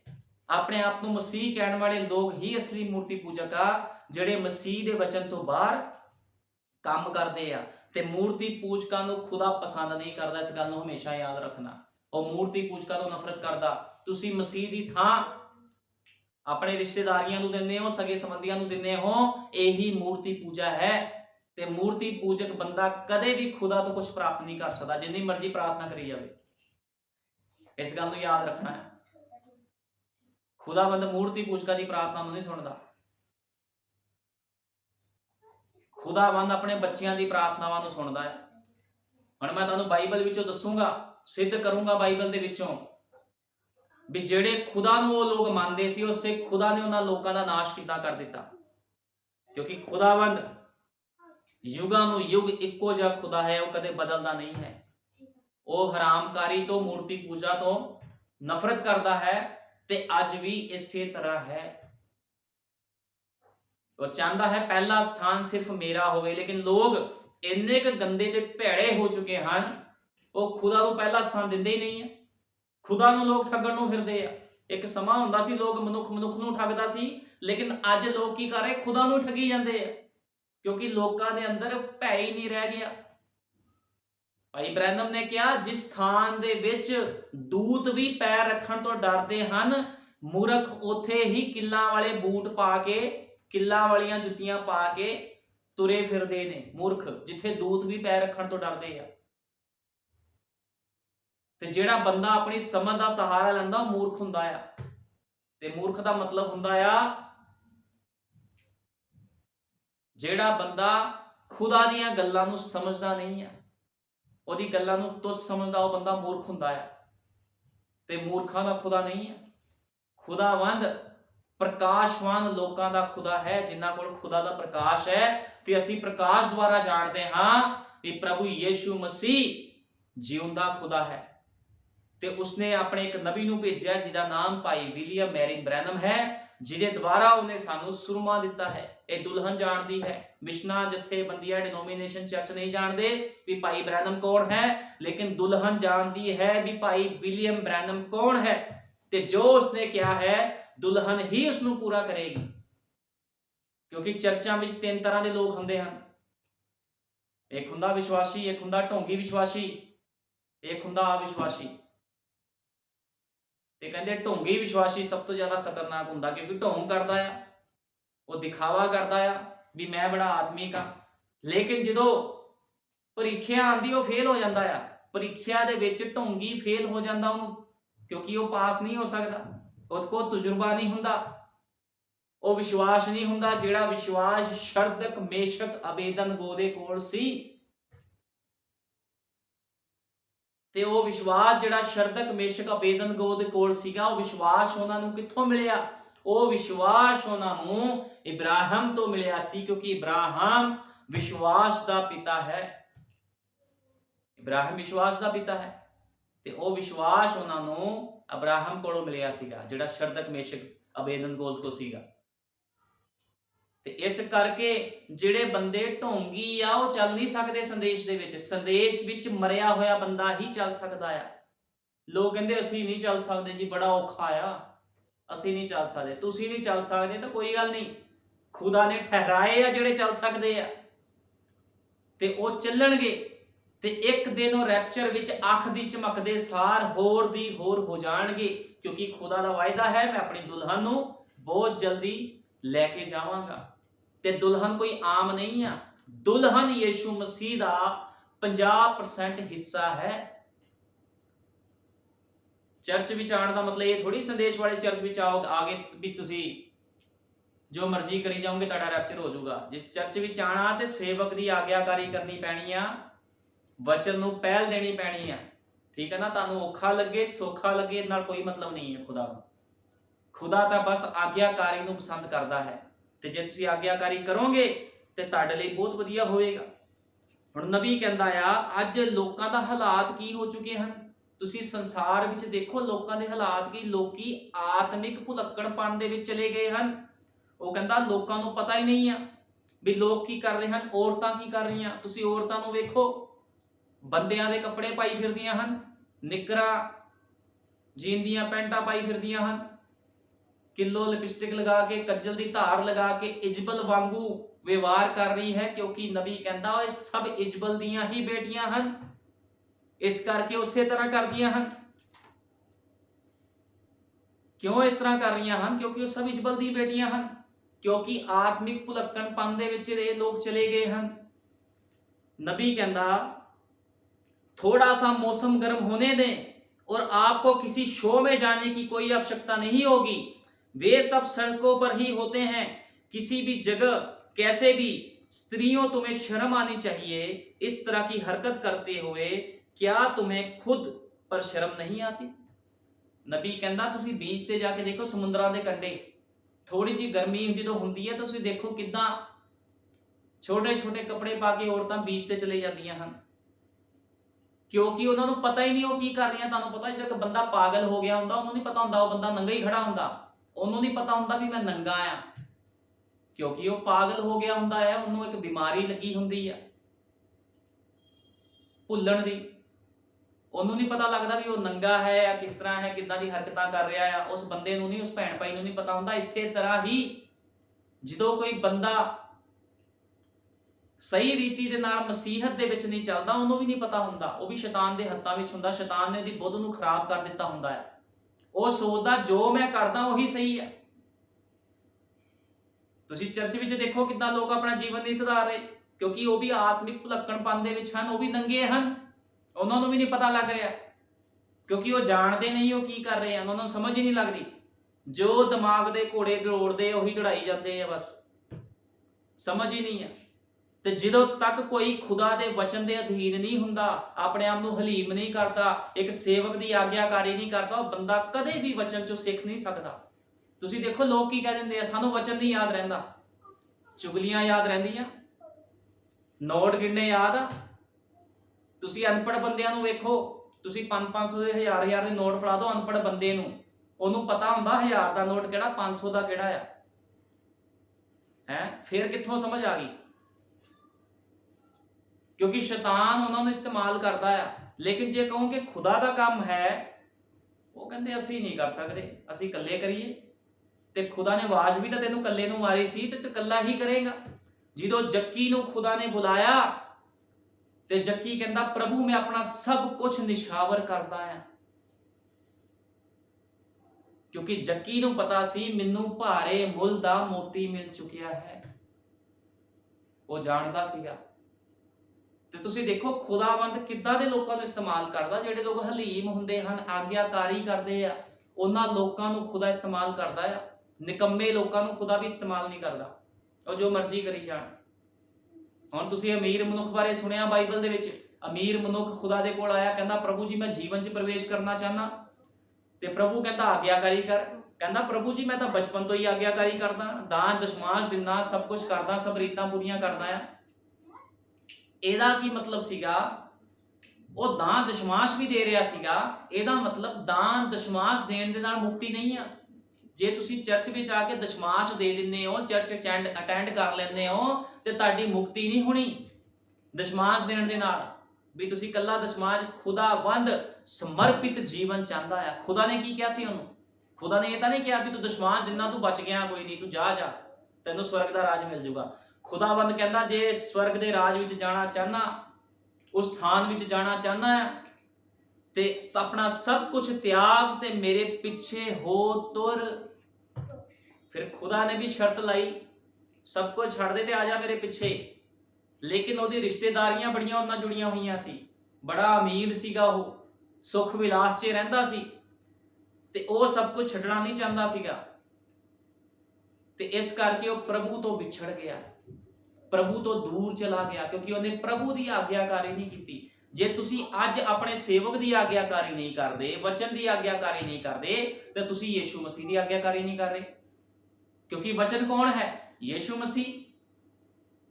ਤੇ ਜੇ ਤੁਸੀਂ ਯੀਸ਼ੂ ਮਸੀਹ ਦੀ ਆਗਿਆਕਾਰੀ ਨਹੀਂ ਕਰਦੇ, ਤੁਹਾਨੂੰ ਕੁਝ ਵੀ ਪ੍ਰਾਪਤ ਨਹੀਂ ਹੋਵੇਗਾ। ਇਸ ਕਰਕੇ ਖੁਦਾ ਦਾ ਵਚਨ ਕਹਿੰਦਾ ਆਪਣੀ ਸਮਝ ਉਤੇ ਇਤਬਾਰ ਨਾ ਕਰ, ਆਪਣਾ ਮਾਲ ਅਤੇ ਆਪਣੀ ਸਾਰੀ ਪੈਦਾਵਾਰ ਦੇ ਪਹਿਲੇ ਫਲ ਨਾਲ ਯਹੋਵਾ ਦੀ ਮਹਿਮਾ ਕਰ। ਇਸ ਕਰਕੇ ਮੈਂ ਵਚਨ ਤੁਹਾਨੂੰ ਸਮਝਾ ਰਿਹਾ ਹਾਂ ਬੜੇ ਸਿੰਪਲ ਸਧਾਰਨ ਤਰੀਕੇ ਨਾਲ। ਲੋਕ ਜਿੱਦਾਂ ਅੱਜ ਕਹਿ ਦਿੰਦੇ ਆ ਅਸੀਂ ਇਕੱਲੇ ਨੇ ਠੇਕਾ ਥੋੜੀ ਲਿਆ ਆ ਜੀਵਨ ਸਮਰਪਿਤ ਕਰਨ ਦਾ, ਅਸੀਂ ਇਕੱਲੇ ਥੋੜੀ ਤਿਆਗ ਕਰਾਂਗੇ। ਉਹ ਭਾਈ ਤੈਨੂੰ ਇਕੱਲੇ ਨੂੰ ਚੁਣਿਆ, ਤੂੰ ਇਕੱਲੇ ਹੀ ਤਿਆਗ ਕਰੇਗਾ। ਤੇਰੇ ਗੁਆਂਢੀਆਂ ਨੇ ਤਿਆਗ ਨਹੀਂ ਕਰਨਾ, ਆ ਕੇ ਤੇਰੇ ਨਾਲ ਰਹਿਣ ਵਾਲਿਆਂ ਨੇ ਤਿਆਗ ਨਹੀਂ ਕਰਨਾ। ਚੁਣਿਆ ਤੈਨੂੰ ਖੁਦਾ ਨੇ, ਤੂੰ ਹੀ ਤਿਆਗ ਕਰਨੇ ਆ। ਯਹੋਸ਼ੂਆ ਨੂੰ ਚੁਣਿਆ ਸੀ ਤੇ ਯੁੱਧ ਯਹੋਸ਼ੂਆ ਨੇ ਹੀ ਜਾ ਕੇ ਲੜਿਆ ਸੀਗਾ, ਉਹਨੇ ਕਿਸੇ ਹੋਰ ਨੂੰ ਨਹੀਂ ਬੁਲਾ ਲਿਆ। ਆਗਿਆਕਾਰੀ ਯਹੋਸ਼ੂਆ ਕਰਦਾ ਸੀ ਤੇ ਪ੍ਰਤੀਫਲ ਵੀ ਯਹੋਸ਼ੂਆ ਨੂੰ ਮਿਲਿਆ। ਮੂਸਾ ਦੇ ਸਥਾਨ ਯਹੋਸ਼ੂਆ ਨੂੰ ਠਹਿਰਾ ਦਿੱਤਾ ਗਿਆ ਕਿਉਂਕਿ ਉਹ ਆਪਣੇ ਸੇਵਕ ਦੀ ਆਗਿਆਕਾਰੀ ਕਰਦਾ ਸੀ। ਲੇਕਿਨ ਜਿਹੜੇ ਲੋਕ ਅੱਜ ਸੋਚਦੇ ਨੇ ਵੀ ਅਸੀਂ ਜੋ ਮਰਜ਼ੀ ਕਰੀਏ, ਸਾਨੂੰ ਕੋਈ ਕੁਛ ਨਾ ਕਵੇ, ਜੇ ਤੁਸੀਂ ਇੱਕ ਆਗਿਆਕਾਰੀ ਦੇ ਵਿੱਚ ਨਹੀਂ ਹੋ, ਚਰਚ ਨਿਯਮ ਦੇ ਵਿੱਚ ਨਹੀਂ ਹੋ, ਤੇ ਤੁਸੀਂ ਬਾਹਰ ਹੋ, ਤੇ ਜਿਹੜਾ ਬੰਦਾ ਬਾਹਰ ਆ ਉਹਦੇ ਉੱਪਰ ਕਿਰਪਾ ਨਹੀਂ ਹੈ। ਫਿਰ ਜਿਹੜਾ ਬੰਦਾ ਵਚਨ ਤੋਂ ਬਾਹਰ ਆ ਉਹਦੇ ਉੱਪਰ ਕੋਈ ਕਿਰਪਾ ਨਹੀਂ ਹੈ, ਕਿਉਂਕਿ ਕਿਰਪਾ ਉਦੋਂ ਤੱਕ ਹੀ ਤੁਹਾਡੇ ਅੰਦਰ ਹੁੰਦੀ ਜਦ ਤੱਕ ਤੁਸੀਂ ਵਚਨ ਦੇ ਦਾਇਰੇ ਵਿੱਚ ਬਣੇ ਰਹਿੰਦੇ ਹੋ, ਉਸ ਵਿਸ਼ਵਾਸ ਦੇ ਵਿੱਚ ਬਣੇ ਰਹਿੰਦੇ ਹੋ। ਲੇਕਿਨ ਜਦੋਂ ਤੁਸੀਂ ਇਸ ਵਿਸ਼ਵਾਸ ਤੋਂ, ਉਸ ਆਗਿਆਕਾਰੀ ਤੋਂ ਦੂਰ ਹੋ ਜਾਂਦੇ ਹੋ ਤੇ ਕਿਰਪਾ ਵੀ ਤੁਹਾਡੇ ਤੋਂ ਹਟ ਜਾਂਦੀ ਹੈ। ਜਦੋਂ ਤੱਕ ਇਜ਼ਰਾਈਲੀ ਲੋਕ ਮੂਸਾ ਦੇ ਕਹਿਣੇ ਵਿੱਚ ਰਹੇ ਉਦੋਂ ਤੱਕ ਖੁਦਾਵੰਦ ਉਹਨਾਂ ਦੀ ਰੱਖਿਆ ਕਰਦਾ ਰਿਹਾ। ਲੇਕਿਨ ਜਦੋਂ ਇਜ਼ਰਾਈਲੀ ਲੋਕ ਮੂਸਾ ਦੇ ਕਹਿਣੇ ਤੋਂ ਬਾਹਰ ਹੋ ਗਏ, ਉਸੇ ਖੁਦਾ ਨੇ ਉਸੇ ਹੀ ਇਜ਼ਰਾਈਲੀਆਂ ਨੂੰ ਮਾਰਿਆ। ਤੁਸੀਂ ਬਾਈਬਲ ਪੜ੍ਹ ਕੇ ਦੇਖ ਲਓ, ਮਾਰਿਆ ਕਿ ਨਹੀਂ ਮਾਰਿਆ। ਜਿਹੜਾ ਪਿੱਲਰ ਅੱਗ ਦਾ ਖੰਭਾ ਉਹਨਾਂ ਦੀ ਅਗਵਾਈ ਕਰਦਾ ਸੀ, ਜਿਹੜਾ ਬੱਦਲ ਉਹਨਾਂ ਦੀ ਅਗਵਾਈ ਕਰਦਾ ਸੀ, ਉਹਨੇ ਹੀ ਉਹਨਾਂ ਲੋਕਾਂ ਨੂੰ ਮਾਰਿਆ ਕਿਉਂਕਿ ਉਹ ਲੋਕ ਵਚਨ ਤੋਂ ਬਾਹਰ ਜੀਵਨ ਬਤੀਤ ਕਰ ਰਹੇ ਸੀਗੇ। ਹੁਣ ਤੁਸੀਂ ਦੇਖੋ ਕਿੱਦਾਂ ਸੰਸਾਰ ਵਿੱਚ ਲੋਕ ਕੀ ਕੁਝ ਕਰ ਰਹੇ ਹਨ, ਕਿੰਨਾ ਗਲਤ ਜੀਵਨ ਬਤੀਤ ਕਰ ਰਹੇ ਹਨ। ਨਬੀ ਕਹਿੰਦਾ ਕੋਈ ਬਹਾਨਾ ਨਹੀਂ ਚੱਲੇਗਾ, ਕਹਿੰਦਾ ਕੋਈ ਬਹਾਨਾ ਨਹੀਂ ਚੱਲਣਾ, ਜੋ ਮਰਜ਼ੀ ਤੁਸੀਂ ਘੋੜੇ ਦੜਾਈ ਚੱਲੋ, ਜੋ ਤੁਹਾਨੂੰ ਖੁਦਾ ਦਾ ਵਚਨ ਕਹਿੰਦਾ ਤੁਹਾਨੂੰ ਕਰਨਾ ਹੀ ਪਵੇਗਾ। ਜਿੰਨੇ ਮਰਜ਼ੀ ਬਹਾਨੇ ਮਾਰੀ ਜਾਓ, ਬਹਾਨੇ ਮਾਰਨਾ ਕੁਝ ਨਹੀਂ ਹੋਣਾ, ਕਿਉਂਕਿ ਤੁਸੀਂ ਸਾਰੀ ਉਮਰ ਇਸ ਧਰਤੀ ਤੇ ਨਹੀਂ ਰਹਿਣਾ। ਇੱਥੇ ਦਾ ਸਭੇ ਪਰਦੇਸੀ ਆ, ਕੋਈ ਭਲੇਖੇ ਵਿੱਚ ਨਾ ਰਵੇ ਵੀ ਕਿਤੇ ਸਾਰੀ ਉਮਰ ਤੁਹਾਡੇ ਨਟ ਬੁੱਲ ਧਰਤੀ ਨਾਲ ਜੁੜੇ ਰਹਿਣੇ ਆ। ਪ੍ਰਭੂ ਚੰਗੇ ਚੰਗਿਆਂ ਦੇ ਨਟ ਬੁੱਲ ਖੋਲ ਦਿੰਦਾ ਹੈ, ਕੋਈ ਬਹਾਨਾ नहीं चलेगा। नबी कहता यह तो यह दिखाता है कि आपके दिल में क्या है, वही है जो बाहर दिखाई देगा। यह तो स्वयं अपनी पहचान कराता है, ठीक है ना। इस करके नबी कहता कोई भी ਤੁਹਾਡਾ ਬਹਾਨਾ नहीं चलना, ਤੁਹਾਡਾ ਜੀਵਨ ਸਭਨਾਂ ਦੇ ਸਾਹਮਣੇ ਖੁੱਲਾ ਪਿਆ ਆ। ਤੁਸੀਂ ਦੋਗਲਾ ਜੀਵਨ ਬਤੀਤ ਕਰਕੇ ਕਿਸੇ ਨੂੰ ਧੋਖਾ ਨਹੀਂ ਦੇ ਸਕਦੇ, ਖਾਸ ਕਰਕੇ ਖੁਦਾ ਨੂੰ ਕੋਈ ਬੰਦਾ ਧੋਖਾ नहीं दे सकता।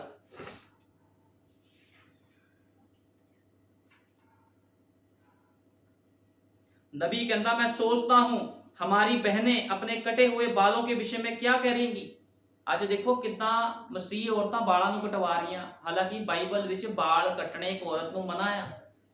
मसीह औरतें बालों को कटा रही हैं, क्या वे अपने बालों को दोबारा बढ़ने देंगी? यदि आमोश आ जाए तो वह इसका प्रचार करेगा, और मैं यह आपको बता रहा हूं क्योंकि यह खुदा का वचन है। वो कहता जे आमोश नबी आ जाए, तुहानू पता आमोश नबी ने ललकारिया सी इजराइलियां नूं जाके, वो कहता सी अपने अपने पापां तो तौबा करो। आमोश नबी खुदा वालों भेजिया गया सीगा ਤੇ ਉਹਨੇ ਲੋਕਾਂ ਨੂੰ ਕਿਹਾ ਸੀਗਾ ਵੀ ਜਿਹੜੇ ਖੁਦਾ ਦੀ ਤੁਸੀਂ ਉਪਾਸਨਾ ਕਰਦੇ ਹੋ ਉਹੀ ਖੁਦਾ ਤੁਹਾਨੂੰ ਮਾਰ ਦੇਵੇਗਾ। ਤੁਸੀਂ ਅਸੀਰੀ ਵਿੱਚ ਜਾਓਗੇ, ਗੁਲਾਮੀ ਵਿੱਚ ਜਾਓਗੇ ਤੁਸੀਂ ਲੋਕ। ਤੇ ਉਸੇ ਤਰ੍ਹਾਂ ਹੋਇਆ ਸੀਗਾ। ਤੇ ਨਬੀ ਕਹਿੰਦਾ, ਭਾਈ ਬ੍ਰੈਨਮ ਕਹਿੰਦੇ ਕਿ ਅੱਜ ਵੀ ਉਹੀ ਸਮਾਂ ਨਹੀਂ ਆ। ਜੇ ਤੁਸੀਂ ਨਬੀ ਦੀ ਆਵਾਜ਼ ਨੂੰ ਨਹੀਂ ਸੁਣੋਗੇ ਤੇ ਜਿਹੜੇ ਖੁਦਾ ਦੀ ਤੁਸੀਂ ਉਪਾਸਨਾ ਕਰਦੇ ਹੋ ਉਹੀ ਖੁਦਾ ਤੁਹਾਨੂੰ ਮਾਰੇਗਾ। ਤੁਸੀਂ ਸੰਸਾਰ ਵਿੱਚ ਦੇਖੋ ਕਿੰਨੇ ਲੋਕ ਖੁਦਾ ਦੀ ਉਪਾਸਨਾ ਕਰ ਰਹੇ ਹਨ। ਡਿਨੋਮੀਨੇਸ਼ਨ ਚਰਚਾਂ ਵਿੱਚ, ਮਿਸ਼ਨਾਂ ਵਿੱਚ ਵੀ ਖੁਦਾ ਦੀ ਉਪਾਸਨਾ ਹੋ ਰਹੀ ਹੈ, ਸੰਦੇਸ਼ ਦੇ ਚਰਚਾ ਵਿੱਚ ਵੀ ਉਪਾਸਨਾ ਹੋ ਰਹੀ ਹੈ। ਫਿਰ ਬਚੇਗਾ ਕੌਣ? ਕੌਣ ਬਚੇਗਾ? ਉਹੀ ਬਚੇਗਾ ਜਿਨੇ ਖੁਦਾ ਦੇ ਵਚਨ ਨੂੰ ਪੂਰਾ ਕਰਨਾ ਹੈ। ਚਾਹੇ ਉਹ ਸੰਦੇਸ਼ ਦੇ ਚਰਚਾ ਵਿੱਚ ਕੋਈ ਹੋਵੇ, ਚਾਹੇ ਡਿਨੋਮੀਨੇਸ਼ਨ ਚਰਚਾ ਵਿੱਚ ਹੋਵੇ। ਜਿਹੜਾ ਮਨੁੱਖ ਖੁਦਾ ਦੇ ਵਚਨ ਨੂੰ ਪੂਰਾ ਕਰੇਗਾ ਉਹੀ ਬਚੇਗਾ। ਕਿਉਂਕਿ ਸੰਦੇਸ਼ ਦੇ ਚਰਚਾ ਵਿੱਚ ਲੋਕਾਂ ਦੇ ਜੀਵਨ ਦੇਖੋ ਕਿੱਦਾਂ ਦੇ ਨੇ, ਗਲਤ ਨੇ, ਆਗਿਆਕਾਰੀ ਨਹੀਂ ਕਰਦੇ। ਸੰਸਾਰ ਚੋਂ ਖੁਦਾ ਬਾਹਰ ਕੱਢ ਕੇ ਲਿਆਇਆ ਤੇ ਉਹ ਫਿਰ ਪਿੱਛੇ ਨੂੰ ਮੁੜਦੇ ਹਨ। ਤੇ ਉਹੀ ਕੰਮ ਆ ਵੀ ਸੂਰ ਨੂੰ ਨਵਾਇਆ ਧਵਾਇਆ, ਸੂਰ ਫਿਰ ਕਹਿੰਦਾ ਮੈਂ ਚਿੱਕੜ 'ਚ ਜਾਣਾ, ਮੈਂ ਚਿੱਕੜ 'ਚ ਜਾਣਾ। ਇਹ ਸੂਰ ਦਾ ਸੁਭਾਅ ਆ। ਤੇ ਕਈ ਮਨੁੱਖਾਂ ਦਾ ਸੁਭਾਅ ਵੀ ਸੂਰਾਂ ਵਰਗਾ ਹੀ ਆ। ਜਿੰਨਾ ਮਰਜ਼ੀ ਸਮਝਾ ਲਓ ਵੀ ਤੁਸੀਂ ਗੰਦੀਆਂ ਰਿਸ਼ਤੇਦਾਰੀਆਂ 'ਚ ਨਹੀਂ ਜਾਣਾ, ਜਿੱਥੇ ਇਜਬਲ ਦਾ ਮਸਾ ਹੈ, ਸ਼ੈਤਾਨ ਦਾ ਮਸਾ ਹੈ, ਲੇਕਿਨ ਉਹ ਕਹਿੰਦੇ ਅਸੀਂ ਤਾਂ ਉੱਥੇ ਹੀ ਜਾਣਾ। ਕਿਉਂਕਿ ਸੁਭਾਅ ਸੂਰ ਦਾ ਹੈ, ਮਨੁੱਖ ਦਾ ਸੁਭਾਅ ਤਾਂ ਹੈ ਨਹੀਂ। ਸੂਰ ਦਾ ਸੁਭਾਅ ਹੈ ਗੰਦਗੀ ਖਾਣਾ, ਤੇ ਸੂਰ ਹਮੇਸ਼ਾ ਗੰਦਗੀ ਹੀ ਖਾਵੇਗਾ ਕਿਉਂਕਿ ਉਹ ਸੂਰ ਦਾ ਸੁਭਾਅ ਹੈ। ਲੇਕਿਨ ਖੁਦਾ ਦੀ ਭੇਡਾਂ ਆਪਣੇ ਅਯਾਲੀ ਦੇ ਪਿੱਛੇ ਪਿੱਛੇ ਚੱਲਦੀਆਂ ਹਨ। ਜੇ ਉਹ ਨਹੀਂ ਚੱਲਦੀਆਂ ਤੇ ਖੁਦਾ ਫਿਰ ਉਹਨਾਂ ਦੀ ਲੱਤ ਤੋੜਦਾ, ਕਿਉਂਕਿ ਉਹਨਾਂ ਨੂੰ ਪਿਆਰ ਕਰਦਾ ਹੈ। ਉਹਨੂੰ ਪਤਾ ਵੀ ਜੇ ਮੈਂ ਇਹਦਾ ਸੁਧਾਰ ਨਾ ਕੀਤਾ ਤੇ ਇਹਨੂੰ ਕੋਈ ਲੈ ਜਾਵੇਗਾ, ਵੱਢ ਸੁੱਟੇਗਾ, ਇਹਨੂੰ, ਇਹਦਾ ਜੀਵਨ ਬਰਬਾਦ ਕਰ ਦੇਵੇਗਾ। ਇਸ ਕਰਕੇ ਖੁਦਾਵੰਦ ਆਪਣੀ ਭੇਡਾਂ ਦੇ ਪਿੱਛੇ ਜਾਂਦਾ, ਭੇੜੀਏ ਦੇ ਪਿੱਛੇ ਖੁਦਾ ਨਹੀਂ ਜਾਂਦਾ ਕਦੇ ਵੀ। ਇਸ ਗੱਲ ਨੂੰ ਹਮੇਸ਼ਾ ਯਾਦ ਰੱਖਣਾ ਹੈ। ਬਹੁਤ ਲੋਕ ਸੰਦੇਸ਼ ਵਿੱਚ ਆਉਂਦੇ ਹਨ, ਬੈਪਟਾਈਜ਼ ਲੈਂਦੇ ਹਨ। ਭਾਈ ਬ੍ਰੈਨਮ ਨੇ ਕਿਹਾ ਸੱਪ ਅਤੇ ਬਿੱਛੂ ਵੀ ਬੈਪਟਾਈਜ਼ ਲੈ ਲੈਂਦੇ ਹਨ। ਬਸਮਾ ਤਾਂ ਬਹੁਤ ਲੋਕ ਲੈ ਲੈਂਦੇ ਹਨ। ਗੱਲ ਤੇ ਚੱਲਣ ਦੀ ਆ, ਸੰਦੇਸ਼ ਵਿੱਚ ਚੱਲਦਾ ਕਿਹੜਾ ਹੈ? ਉਸ ਸਧਾਰਨ ਤਾਈ ਵਾਲੇ ਜੀਵਨ ਨੂੰ ਕਿਹੜਾ ਜੀ ਰਿਹਾ ਹੈ? ਸੰਦੇਸ਼ ਨੂੰ ਜੀਣਾ ਜ਼ਰੂਰੀ ਹੈ। ਸੰਦੇਸ਼ ਤੁਸੀਂ ਪੜ੍ਹਦੇ ਹੋ, ਸੁਣਦੇ ਹੋ, ਇੱਕ ਗੱਲ ਅਲੱਗ ਹੈ, ਲੇਕਿਨ ਸੰਦੇਸ਼ ਨੂੰ ਜੀਣਾ ਇੱਕ ਅਲੱਗ ਗੱਲ ਹੈ। ਜੇ ਤੁਸੀਂ ਸੰਦੇਸ਼ ਨੂੰ ਜੀ ਰਹੇ ਹੋ ਤੇ ਤੁਹਾਡੇ ਅੰਦਰ ਯੀਸ਼ੂ ਮਸੀਹ ਜੀ ਰਿਹਾ ਹੈ। ਕਿਉਂਕਿ ਯੀਸ਼ੂ ਮਸੀਹ ਯੁਗਾਂ ਨੂੰ ਯੁਗ ਜਿਉਂਦਾ ਹੈ। ਯੁਗਾਂ ਨੂੰ ਯੁਗ ਕਿੱਦਾਂ ਜਿਉਂਦਾ ਹੈ? ਉਹ ਆਪਣੇ ਲੋਕਾਂ ਦੇ ਵਿੱਚ ਦੇਹਧਾਰੀ ਹੋ ਜਾਂਦਾ ਆ, ਦੇਹਧਾਰੀ ਹੋ ਕੇ ਜਿਉਂਦਾ ਆ ਆਪਣੇ ਲੋਕਾਂ ਦੇ ਵਿੱਚ ਯੁਗਾਂ ਨੂੰ ਯੁਗ। ਤੇ ਅੱਜ ਵੀ ਯੀਸ਼ੂ ਮਸੀਹ ਆਪਣੀ ਦੁਲਹਨ ਦੇ ਵਿੱਚ ਦੇਹਧਾਰੀ ਹੋ ਕੇ ਜੀ ਰਿਹਾ ਹੈ। ਉਹ ਲੋਕਾਂ ਨੂੰ ਪੁਕਾਰ ਰਿਹਾ ਹੈ, ਹੇ ਮੇਰੀ ਪ੍ਰਜਾ, ਹੇ ਮੇਰੀ ਪ੍ਰਜਾ, ਬਾਬੁਲ ਦੇ ਵਿੱਚੋਂ ਬਾਹਰ ਆ ਜਾ। ਬਾਬੁਲ ਕੀ ਹੈ? ਗੜਬੜੀ ਕੀ ਹੈ? ਤੁਹਾਡੀਆਂ ਗੰਦੀਆਂ ਰਿਸ਼ਤੇਦਾਰੀਆਂ। ਜਿਹੜੇ ਲੋਕ ਵਚਨ ਤੋਂ ਬਾਹਰ ਤੁਰੇ ਫਿਰਦੇ ਹਨ, ਤੁਸੀਂ ਉਹਨਾਂ ਦੇ ਨਾਲ ਸੰਗਤੀ ਰੱਖਦੇ ਹੋ, ਉਹਨਾਂ ਵਿੱਚ ਰਹਿੰਦੇ ਹੋ। ਇਹ ਗੰਦੀਆਂ ਰਿਸ਼ਤੇਦਾਰੀਆਂ ਹਨ। ਤੇ ਖੁਦਾ ਕਹਿੰਦਾ ਬਾਹਰ ਆ ਜਾ। ਨਹੀਂ ਬਾਹਰ ਆਓਗੇ ਤੇ ਤੁਹਾਨੂੰ ਇਨਾਮ ਤਾਂ ਦੇਊਗਾ ਫਿਰ ਕੁਛ ਨਾ ਕੁਛ। ਹੋ ਤੇ ਇਨਾਮ ਦੇ ਵਿੱਚ ਤੁਹਾਨੂੰ ਮੌਤ ਮਿਲੇਗੀ। ਇਸ ਗੱਲ ਨੂੰ ਯਾਦ ਰੱਖਣਾ। ਇੱਥੇ ਕਿਸ ਦਾ ਲਿਹਾਜ਼ ਨਹੀਂ ਲਿੱਤਾ ਜਾਂਦਾ। ਵਚਨ 'ਚ ਚੱਲੋਗੇ ਤੇ ਜੀਵਨ ਪ੍ਰਾਪਤ ਕਰੋਗੇ, ਨਹੀਂ ਤੇ ਮੌਤ ਨੂੰ ਪ੍ਰਾਪਤ ਕਰੋਗੇ ਫਿਰ। ਠੀਕ ਹੈ ਨਾ? ਇਹ ਸਾਫ਼ ਤੇ ਸਪਸ਼ਟ ਗੱਲ ਹੈ।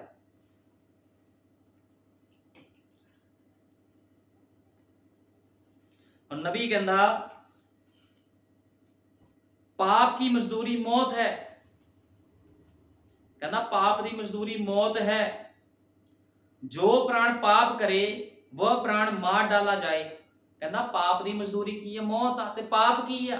लोगों को पाप बारे पता ही नहीं है। पाप की आ? पाप है वचन दे उपर बेप्रतीति करनी। जे तुसी किसी नाल झूठ बोल दिता, ये पाप नहीं आ। ਤੁਸੀਂ ਨਸ਼ੇ ਕਰ ਲਏ, ਚੁਗਲੀਆਂ ਕਰ ਲਈਆਂ, ਹਰਾਮਕਾਰੀਆਂ ਕਰ ਲਈਆਂ, ਇਹ ਪਾਪ ਨਹੀਂ ਹੈ। ਤੇ ਪਾਪ ਦੇ ਫਲ ਹੈ। ਸਭ ਤੋਂ ਵੱਡਾ ਪਾਪ ਕੀ ਆ? ਵਚਨ ਦੇ ਉੱਪਰ ਬੇਪ੍ਰਤੀਤੀ ਕਰਨੀ। ਜੋ ਤੁਹਾਨੂੰ ਵਚਨ ਸਿਖਾਇਆ ਜਾਂਦਾ ਤੁਸੀਂ ਬੇਪ੍ਰਤੀਤੀ ਕਰਦੇ ਹੋ। ਓਹ ਛੱਡੋ ਅਸੀਂ ਨਹੀਂ ਮੰਨਣਾ, ਇਹ ਬੇਪ੍ਰਤੀਤੀ ਆ ਤੇ ਤੁਸੀਂ ਪਾਪ ਕਰਦੇ ਹੋ। ਤੇ ਪਾਪ ਦੀ ਮਜ਼ਦੂਰੀ ਕੀ ਹੈ? ਮੌਤ ਹੈ। ਜੋ प्राण पाप करे वो प्राण मार डाला जाए। अविश्वास तुम्हें खुदा से अलग कर देगा। ਹੁਣ ਦੇਖੋ ਨਬੀ ਕੀ ਕਹਿੰਦਾ, ਆ ਵਿਸ਼ਵਾਸ ਤੁਹਾਨੂੰ खुदा तो ਅੱਡ कर दूंगा। यह बिल्कुल सही बात है। यह भूलने की बीमारी जिसके विषय में हमें बताया गया है यह एक आपको ऐसे स्थान पर ला देती है जहां आप स्वयं को भी नहीं पहचान पाते। कहता है भुल्लण की बीमारी की है। ਅਸੀਂ वचन भुल गए। वचन ਤੁਸੀਂ ਤਾਂ ਭੁੱਲ ਗਏ ਕਿਉਂਕਿ ਖੁਦਾ ਦਾ ਡਰ ਤੁਹਾਡੇ ਅੰਦਰ ਨਹੀਂ ਆ। ਬੜੇ ਲੋਕ ਕਹਿੰਦੇ ਸਾਨੂੰ ਵਚਨ ਹੀ ਨਹੀਂ ਯਾਦ ਰਹਿੰਦਾ ਜੀ। ਵਚਨ ਨਹੀਂ ਯਾਦ ਰਹਿੰਦਾ, ਲੜਾਈਆਂ ਯਾਦ ਆ, ਚੁਗਲੀਆਂ ਯਾਦ ਆ, ਕਿਹੜੇ ਰਿਸ਼ਤੇਦਾਰ ਨੇ ਕੀ ਕਦੋਂ ਕਿਹਾ ਸੀਗਾ ਉਹ ਤੁਹਾਨੂੰ ਡੇਟ ਯਾਦ ਆ, ਟਾਈਮ ਯਾਦ ਆ, वचन याद नहीं है। नबी ਹੁਣ इस बारे की कह रहा, नबी कहता यह भूलने की बीमारी जिसके विषय में हमें बताया गया है यह आपको ऐसे स्थान पर ला देती है जहां आप स्वयं को भी नहीं पहचान पाते। ਉਹ ਕਹਿੰਦਾ ਇਹ ਬਿਮਾਰੀ ਇੰਨੀ ਕਿ ਭੈੜੀ ਹੋ ਜਾਂਦੀ ਤੁਸੀਂ ਆਪਣੇ ਆਪ ਨੂੰ ਵੀ ਪਛਾਣ ਨਹੀਂ ਪਾਉਂਦੇ ਫਿਰ ਤੁਸੀਂ ਕੌਣ ਹੋ। ਇਹ ਬਿਮਾਰੀ ਫਿਰ ਇਦਾਂ ਦੀ ਬਿਮਾਰੀ ਹੈ। ਇਸ ਕਰਕੇ ਨਬੀ ਕਹਿੰਦਾ ਯीशु मसीह ते बिलीव करो, यीशु मसीह के ऊपर विश्वास करो जे तुसी इस बीमारी से बचना है। इस बीमारी तुसी बचना क्योंकि चिंता में कोई गुण नहीं है। चिंता को छोड़ दीजिए, केवल विश्वास कीजिए। नबी कहता चिंता नूं छड़ दो, ਉੱਥੇ ਕੀ ਹੋਊਗਾ ਇੱਥੇ ਕੀ ਹੋਊਗਾ ਛੱਡ ਦੋ ਪੂਰੇ ਸੰਸਾਰ ਨੂੰ। ਇਹ ਸੰਸਾਰ ਇਸ ਰਿਸ਼ਤੇਦਾਰੀਆਂ ਦੀ ਚਿੰਤਾ ਨੂੰ सिर्फ विश्वास करो। किसी ने कहा अच्छा अब क्या हो यदि सुबह आपको गोली मार दी जाएगी, क्या आप चिंतित नहीं होंगे। भाई ब्रानम ਨੂੰ किसने कहा भी जे तेनू ਸਵੇਰੇ गोली मार ਦਿੱਤੀ ਜਾਵੇ तू चिंता नहीं करेगा। नबी कहता मैंने कहा नहीं, मैं ऐसा नहीं सोचता। क्यों? मैंने कहा चिंता करने से मेरा कुछ भी भला नहीं होगा बल्कि मेरी हालत और खराब हो जाएगी। ਹੁਣ ਕਿਸੇ ਨੇ ਭਾਈ ਬ੍ਰਾਨਮ ਨੂੰ ਕਿਹਾ ਜੇ ਤੈਨੂੰ ਸਵੇਰੇ ਗੋਲੀ, ਤੂੰ ਕਹਿੰਦਾ ਚਿੰਤਾ ਨਾ ਕਰ, ਖੁਦਾ ਤੇ ਵਿਸ਼ਵਾਸ ਕਰ, ਜੇ ਤੈਨੂੰ ਸਵੇਰੇ ਗੋਲੀ ਮਾਰਨ ਦੇ ਆਰਡਰ ਆ ਜਾਣ, ਤੈਨੂੰ ਗੋਲੀ ਮਾਰ ਦਿੱਤੀ ਜਾਵੇ, ਤੂੰ चिंता नहीं करेगा। ਉਹ ਕਹਿੰਦਾ मैं चिंता नहीं करूंगा क्योंकि चिंता करना मेरी हालत और खराब हो जाएगी, मैं चिंता नहीं करूंगा। कहता अच्छा विश्वास करने से क्या भला होने जा रहा है। मैंने कहा यह मुझे छुड़ा सकता है। और नबी कहता जे मैं खुदा ते विश्वास करदा हां ते मैं छुड़ाया जा सकदा हां, लेकिन चिंता करन दे नाल कुछ भी नहीं होवेगा। इसे तरह तुसी संसार दी चिंता नूं छड़ दवो। तुसी ये ना सोचो संसार तानू कितना प्यार करदा, ये संसार किसी नूं प्यार नहीं करदा, तानू सिर्फ यीशु मसीह प्यार करदा है। ठीक है ना। इसलिए चिंता में कोई गुण नहीं है परंतु विश्वास में बहुत सारे गुण हैं। विश्वास करें, चिंता ना करो, विश्वास करो। किदे ऊपर? वचन दे ऊपर विश्वास करो। तानू वचन की कहता है। संसार दी गल्लां ना सुनो भी संसार की कर रहा है। और नबी कहता और एक और चीज जिसके कारण लोगों में यह पाई जाती है वह है दो विचारों के मध्य आ जाना। हुण बड़े ध्यान नाल सुनना है, सारे ने इधर देख के बड़े ध्यान नाल सुनना, फिर कह देंगे सानू सुना के प्रचार किया जाता है। हुण मैं तुहानू साफ ते स्पष्ट प्रचार कर रहा जो साडे युग दे नबी भाई ब्रैनम ने क्या आया। नबी ने क्या आया और एक और चीज जिसके कारण लोगों में यह पाई जाती है वह है दो विचारों के मध्य में आ जाना। दो विचार किया, हुण मैं प्रभु च चलना कि मैं पिछे जावां, मैं प्रभु विच चलना कि मैं हुण पिछे रिश्तेदारियां विच चले जावां, समझ नहीं लग रही। जे प्रभु च चली रिश्तेदारियां छुड़ जाणगियां है, ਉਹਦੀ ਡੈਥ ਹੋ ਜੂ, ਉਹ ਮਰ ਜੂਗਾ, ਸਾਨੂੰ ਤਾਂ ਮਨਾ ਜੀ। ਸੰਦੇਸ਼ ਵਾਲੇ ਬੰਦੇ ਭੋਗਾਂ ਤੇ ਨਹੀਂ ਜਾ ਸਕਦੇ। ਹੁਣ ਮੈਂ ਕੀ ਕਰਾਂ। ਨਬੀ ਕਹਿੰਦਾ ਸਭ ਤੋਂ ਵੱਡਾ ਜਿਹੜਾ ਕਾਰਨ ਆ ਦੋ ਵਿਚਾਰਾਂ 'ਚ ਆ ਜਾਣਾ। ਦੋ ਵਿਚਾਰਾਂ 'ਚ ਬੰਦਾ ਹੁੰਦਾ ਉਸ ਸਮੇਂ, ਉਹਨੂੰ ਸਮਝ ਨਹੀਂ ਲੱਗ ਰਹੀ ਹੁੰਦੀ ਕਿੱਧਰ ਨੂੰ ਜਾਵਾਂ। ਇਹਦਾ ਕੀ ਮਤਲਬ ਆ ਦੋ ਵਿਚਾਰਾਂ 'ਚ ਆ ਜਾਣਾ। ਉਹ ਬੰਦੇ ਨੂੰ ਸਮਝ ਹੀ ਨਹੀਂ ਲੱਗ ਰਹੀ ਮੈਂ ਕਰਾਂ ਕੀ, प्रभु दे नाल चलना कि पिछे चल जावां संसार दे विच हैं। नबी कहता इससे भी भुलक्कनपन हो जाता है। नबी कहता ये भी भुलक्कनपन की निशानी है, समझ ही नहीं लग रही खुदा ना चलना किथे चलना। लेकिन एलिया ने की किया सीगा। एलिया कहता सी या तां तुसी खुदा दी उपासना करो या बाल जबूल दी उपासना करो। हुण तुहानू फैसला लेना पवेगा। ये कोई बच्चों की खेड नहीं है सेवका ही। तुहानू फैसला लेना पवेगा तुसी संसार विच चलना, अपनी रिश्तेदारियां विच चलना कि खुदा दे नाल चलना है। नबी कहता तुसी दो किश्तियां 'च पैर नहीं रख सकते, खुदा दे वचन 'च भी लिखिया है। ਪ੍ਰਕਾਸ਼ ਦੀ ਪੋਥੀ 'ਚ ਲਿਖਿਆ, ਕਹਿੰਦਾ ਮੈਂ ਸੀਲ ਗਰਮ ਨੂੰ ਉਗਲ ਸੁੱਟਾਂਗਾ। ਜਾਂ ਤਾਂ ਤੁਸੀਂ ਠੰਡੇ ਹੋ ਜਾਓ ਜਾਂ ਫਿਰ ਤੁਸੀਂ ਤੱਤੇ ਹੋ ਜਾਓ। ਜਾਂ ਤਾਂ ਖੁਦਾ ਦੀ ਮਹਿਮਾ ਕਰੋ ਪੂਰੇ ਉਤਸ਼ਾਹ ਦੇ ਨਾਲ, ਤਨ ਮਨ ਧਨ ਦੇ ਨਾਲ, ਨਹੀਂ ਤਾਂ ਸੰਸਾਰ ਵਿੱਚ ਚਲੇ ਜਾਓ ਜਿੱਥੇ ਤੁਹਾਨੂੰ ਲੱਗਦਾ ਵੀ ਕੁਝ ਤੁਹਾਨੂੰ ਲਾਭ ਹੋ ਜਾਏਗਾ। ਲੇਕਿਨ ਜੇ ਤੁਸੀਂ ਦੋ ਵਿਚਾਰਾਂ 'ਚ ਚੱਲ ਰਹੇ ਹੋ ਤੇ ਤੁਸੀਂ ਭੁਲੱਕਣਪਨ ਦੇ ਵਿੱਚ ਘੁੰਮ ਰਹੇ ਹੋ और ये आपको ऐसे स्थान पर लाकर खड़ा कर देगा जहां आप वास्तव में आपने जो किया था, आपने अपने तर्क वितर्क को भूल चुके, अपनी याददाश्त खो बैठे हो। वो कहता तुसी ਇਹੋ ਜਿਹੇ ਸਥਾਨ ਤੇ ਆ ਜਾਓਗੇ ਤੁਹਾਨੂੰ ਯਾਦ ਹੀ ਭੁੱਲ ਜਾਣਾ ਤੁਸੀਂ ਕੀ ਹੋ।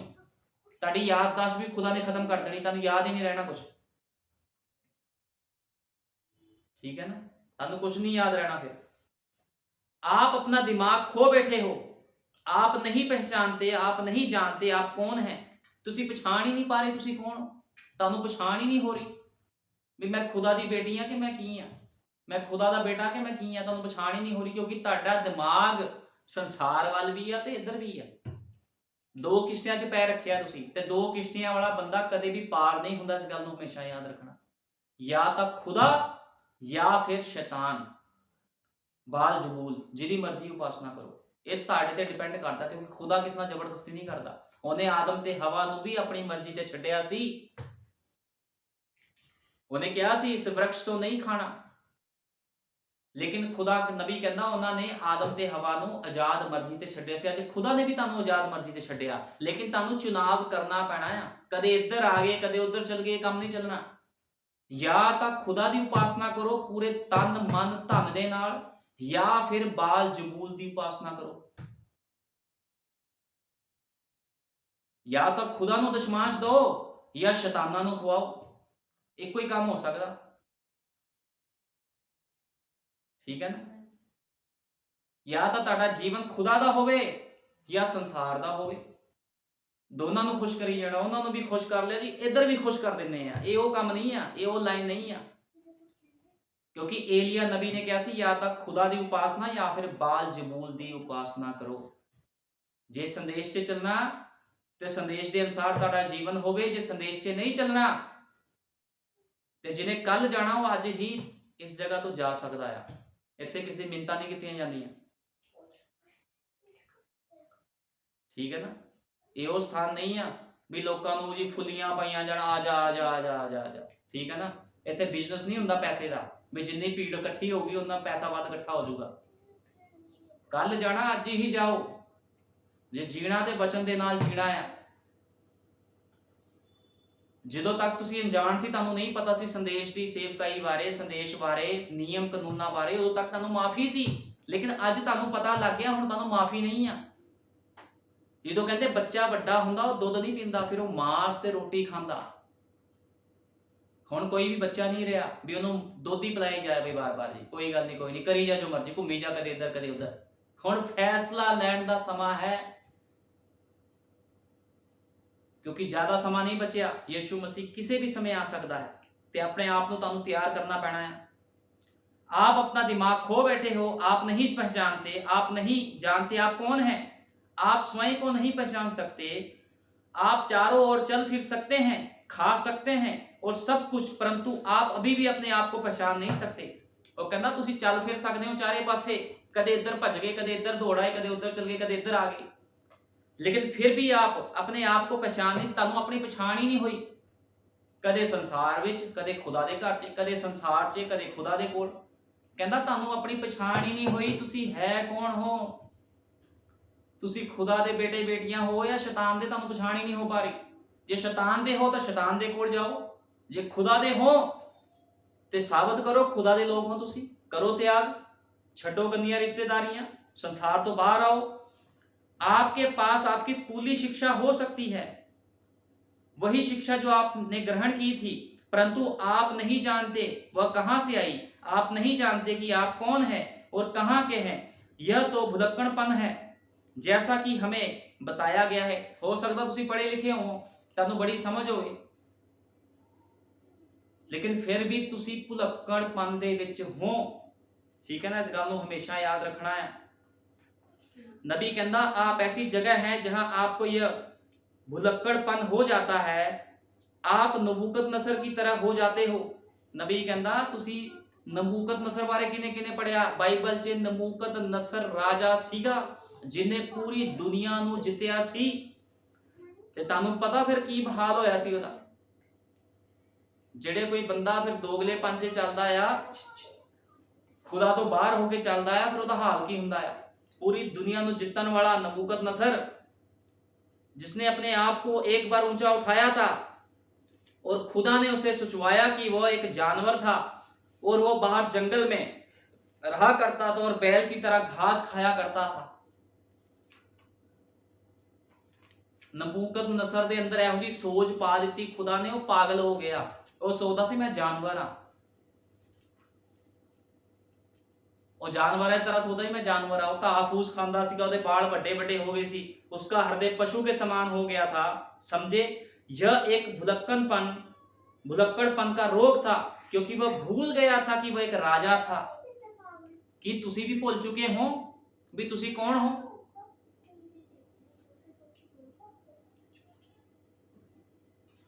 नबूकदनसर ਤਾਂ ਭੁੱਲ ਗਿਆ ਸੀਗਾ क्योंकि खुदा ने सोच ਉਹਦੇ ਅੰਦਰ ਇੱਕ ਇਹੋ ਜਿਹੀ ਪਾਤੀ ਸੀ, ਉਹ ਪਾਗਲਾ ਵਰਗਾ व्यवहार ਕਰਨ ਲੱਗ ਗਿਆ ਸੀ। वह भूल चुका था वह एक मनुष्य था। उसने सोचा था कि वह एक जानवर था, उसने जानवर की तरह कार्य किया क्योंकि वह भूल चुका था कि वह एक मनुष्य था। आज यह बहुत आसान है, हम भूल जाते हैं कभी कभी हम एक मसीही कलीसिया हैं। और नबी कहता जिदा वो भुल गया सी ना भी एक राजा सी, एक मनुष्य सीगा, कहता अज दे लोग भी भुल चुके हैं भी तुसी एक मसीह हो। तानू मसीह वर्गा व्यवहार करना पैना, तानू छड्डने पैणे अपने सुभाव। तुसी किहड़े एरिए विचों आए हो, किस स्थान ਦੇ ਵਿੱਚੋਂ ਤੁਸੀਂ ਆਏ ਹੋ, ਉਸ ਸਥਾਨ ਦਾ ਜਿਹੜਾ ਤੁਹਾਡਾ ਸੁਭਾਅ ਤੁਹਾਨੂੰ ਛੱਡਣਾ ਪਵੇਗਾ। ਜਿੱਦਾਂ ਲੋਕ ਕਹਿ ਦਿੰਦੇ ਉਸ ਏਰੀਏ ਦੇ ਬੰਦਾ ਜੀ ਉਹਦਾ ਸੁਭਾਅ ਨਹੀਂ ਬਦਲਦਾ, ਉਹਦਾ ਸੁਭਾਅ ਬੜਾ ਇਦਾਂ ਦਾ ਆ। ਜੇ ਤੁਸੀਂ ਮਸੀਹ 'ਚ ਆ ਗਏ ਤੁਹਾਨੂੰ ਹੁਣ ਉਸ ਏਰੀਏ ਦਾ ਸੁਭਾਅ ਬਦਲਣਾ ਪੈਣਾ। ਉਹ ਗੰਦੀਆਂ ਆਦਤਾਂ ਤੁਹਾਨੂੰ, ਉਹ ਨੇਚਰ ਛੱਡਣਾ ਪੈਣਾ। ਤੁਹਾਨੂੰ ਆਪਣਾ ਨੇਚਰ ਮਸੀਹ ਦਾ ਨੇਚਰ ਬਣਾਉਣਾ ਪੈਣਾ। ਆਪਣਾ ਸੁਭਾਅ ਤੁਹਾਨੂੰ ਮਸੀਹ ਸੁਭਾਅ ਬਣਾਉਣਾ ਪੈਣਾ। ਠੀਕ ਹੈ ਨਾ। ਉਹ ਖਬੜ ਸੁਭਾਅ ਤੁਹਾਨੂੰ ਨਹੀਂ ਰੱਖਣਾ ਪੈਣਾ ਆਪਣਾ ਵੀ ਇੱਕ ਬੜਾ ਤੁਹਾਡਾ ਅੜਬ ਜਿਹਾ ਸੁਭਾਅ ਸੀਗਾ। ਤੁਸੀਂ ਮਸੀਹ ਦੇ ਵਿੱਚ ਆ ਗਏ, ਹੁਣ ਤੁਹਾਡਾ ਸੁਭਾਅ ਇੱਕ ਹਲੀਮ ਸੁਭਾਅ ਹੋਣਾ ਚਾਹੀਦਾ ਹੈ।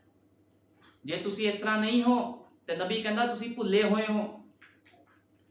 कहना आज ये बहुत आसान है, हम भूल जाते हैं कभी कभी हम एक मसीही कलीसिया क्या होती है, हम संसार की तरह कार्य करते हैं। कहना ਅਸੀਂ ਭੁੱਲ ਜਾਂਦੇ ਵੀ ਇੱਕ ਮਸੀਹ ਕਲੀਸਿਆ ਕੀ ਹੁੰਦੀ ਆ। ਕਹਿੰਦਾ ਲੋਕ ਭੁੱਲ ਜਾਂਦੇ, ਉਹ ਸੰਸਾਰ ਵਰਗੂ ਕਰਨ ਲੱਗ ਪੈਂਦੇ ਜਿੱਦਾਂ ਸੰਸਾਰ ਕਰ ਰਿਹਾ। ਉਹ ਕਹਿੰਦੇ ਲੈ ਉਹ ਮਿਸ਼ਨਾਂ ਜਥੇਬੰਦੀ ਚ ਪਾਸਟਰ ਨੂੰ ਦੇਖ ਲਓ, ਉਹ ਤਾਂ ਕੁਛ ਨਹੀਂ ਕਹਿੰਦਾ ਸਾਨੂੰ ਹੈ, ਇਹ ਸੰਦੇਸ਼ ਦਾ ਪਾਸਟਰ ਸਾਨੂੰ ਇਦਾਂ ਕਹਿੰਦਾ। ਫਿਰ ਉੱਥੇ ਚੱਲ ਜਾਓ, ਇੱਥੇ ਕੀ ਲੈਣਾ ਨੇ। ਫਿਰ ਉਹ ਕੀ ਕਰਦਾ ਨਹੀਂ ਕਰਦਾ ਤੁਹਾਨੂੰ ਮਤਲਬ ਨਹੀਂ ਹੋਣਾ ਚਾਹੀਦਾ ਇਸ ਚੀਜ਼ ਨਾਲ। ਤੁਹਾਨੂੰ ਤੁਹਾਡਾ ਸੇਵਕ ਮਸੀਹ ਦੇ ਵਚਨ ਚੋਂ ਕੀ ਸਿਖਾ ਰਿਹਾ, ਤੁਸੀਂ ਸਿਰਫ ਇਸ ਗੱਲ ਨੂੰ याद रखना है। ये संदेश की सेवकाई है।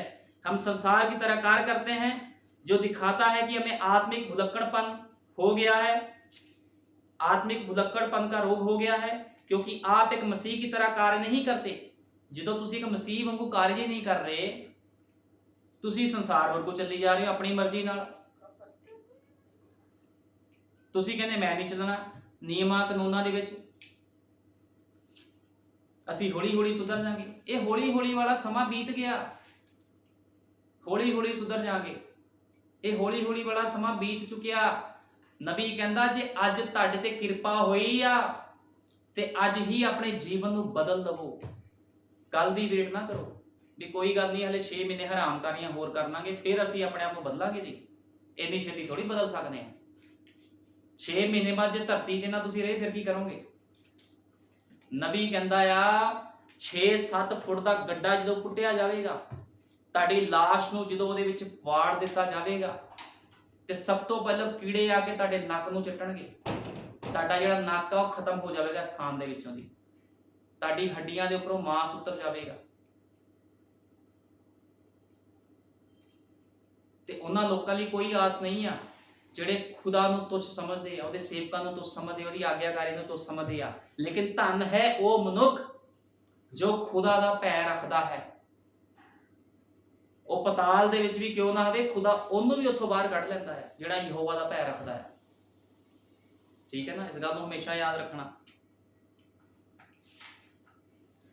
और नबी कहता हम जानते हैं इसराइल संसार के संपर्क में आ चुका था, वह संसार के संपर्क में आ चुका था, ठीक है, और वो बिगड़ चुका था। ਇਜ਼ਰਾਈਲੀਆਂ ਨੂੰ ਦੇਖੋ ਕਿੱਦਾਂ ਸੰਸਾਰ ਦੇ ਵਿੱਚ ਉਹ ਆ ਚੁੱਕਿਆ ਸੀਗਾ, ਸੰਸਾਰ ਦੇ ਨਾਲ ਮੇਲ ਜੋਲ ਰੱਖਣ ਲੱਗ ਪਿਆ ਸੀ, ਉਹ ਖੁਦਾ ਦੇ ਵਚਨਾਂ ਤੋਂ ਬਾਹਰ ਕੰਮ ਕਰਨ ਲੱਗ ਗਿਆ ਸੀ ਤੇ ਖੁਦਾ ਨੇ ਉਹਨਾਂ ਲੋਕਾਂ ਨੂੰ ਮਾਰਿਆ।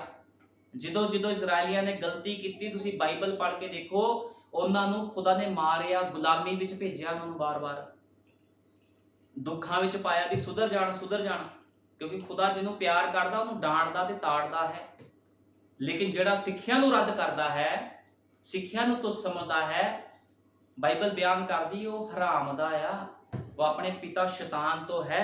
ਜੇ ਤੁਸੀਂ ਕਹਿੰਦੇ ਸਾਨੂੰ ਤਾੜਿਆ ਜਾਂਦਾ ਹੈ, ਸਾਨੂੰ ਤਾੜਿਆ ਜਾ ਰਿਹਾ ਚਰਚ ਵਿੱਚ, ਸਾਨੂੰ ਡਾਂਟਿਆ ਜਾ ਰਿਹਾ ਹੈ, ਜੇ ਤੁਸੀਂ ਤਾੜਨਾ ਨੂੰ ਸਹਿੰਦੇ ਹੋ ਤਾਂ ਤੁਸੀਂ ਖੁਦਾ ਦੀ ਸੰਤਾਨ ਹੋ, ਜੇ ਤੁਸੀਂ ਤਾੜਨਾ ਨੂੰ ਰੱਦ ਕਰਦੇ ਹੋ ਤਾਂ ਤੁਸੀਂ ਆਪਣੇ ਪਿਤਾ ਸ਼ੈਤਾਨ ਤੋਂ ਹੋ, ਕਿਉਂਕਿ ਖੁਦਾ ਦੀ ਭੇਡਾਂ ਹਮੇਸ਼ਾ ਆਪਣੇ ਯਾਲੀ ਦੇ ਪਿੱਛੇ ਪਿੱਛੇ ਚੱਲਦੀ ਹੈ। ਇਸ ਗੱਲ ਨੂੰ ਯਾਦ ਰੱਖਣਾ ਹਮੇਸ਼ਾ।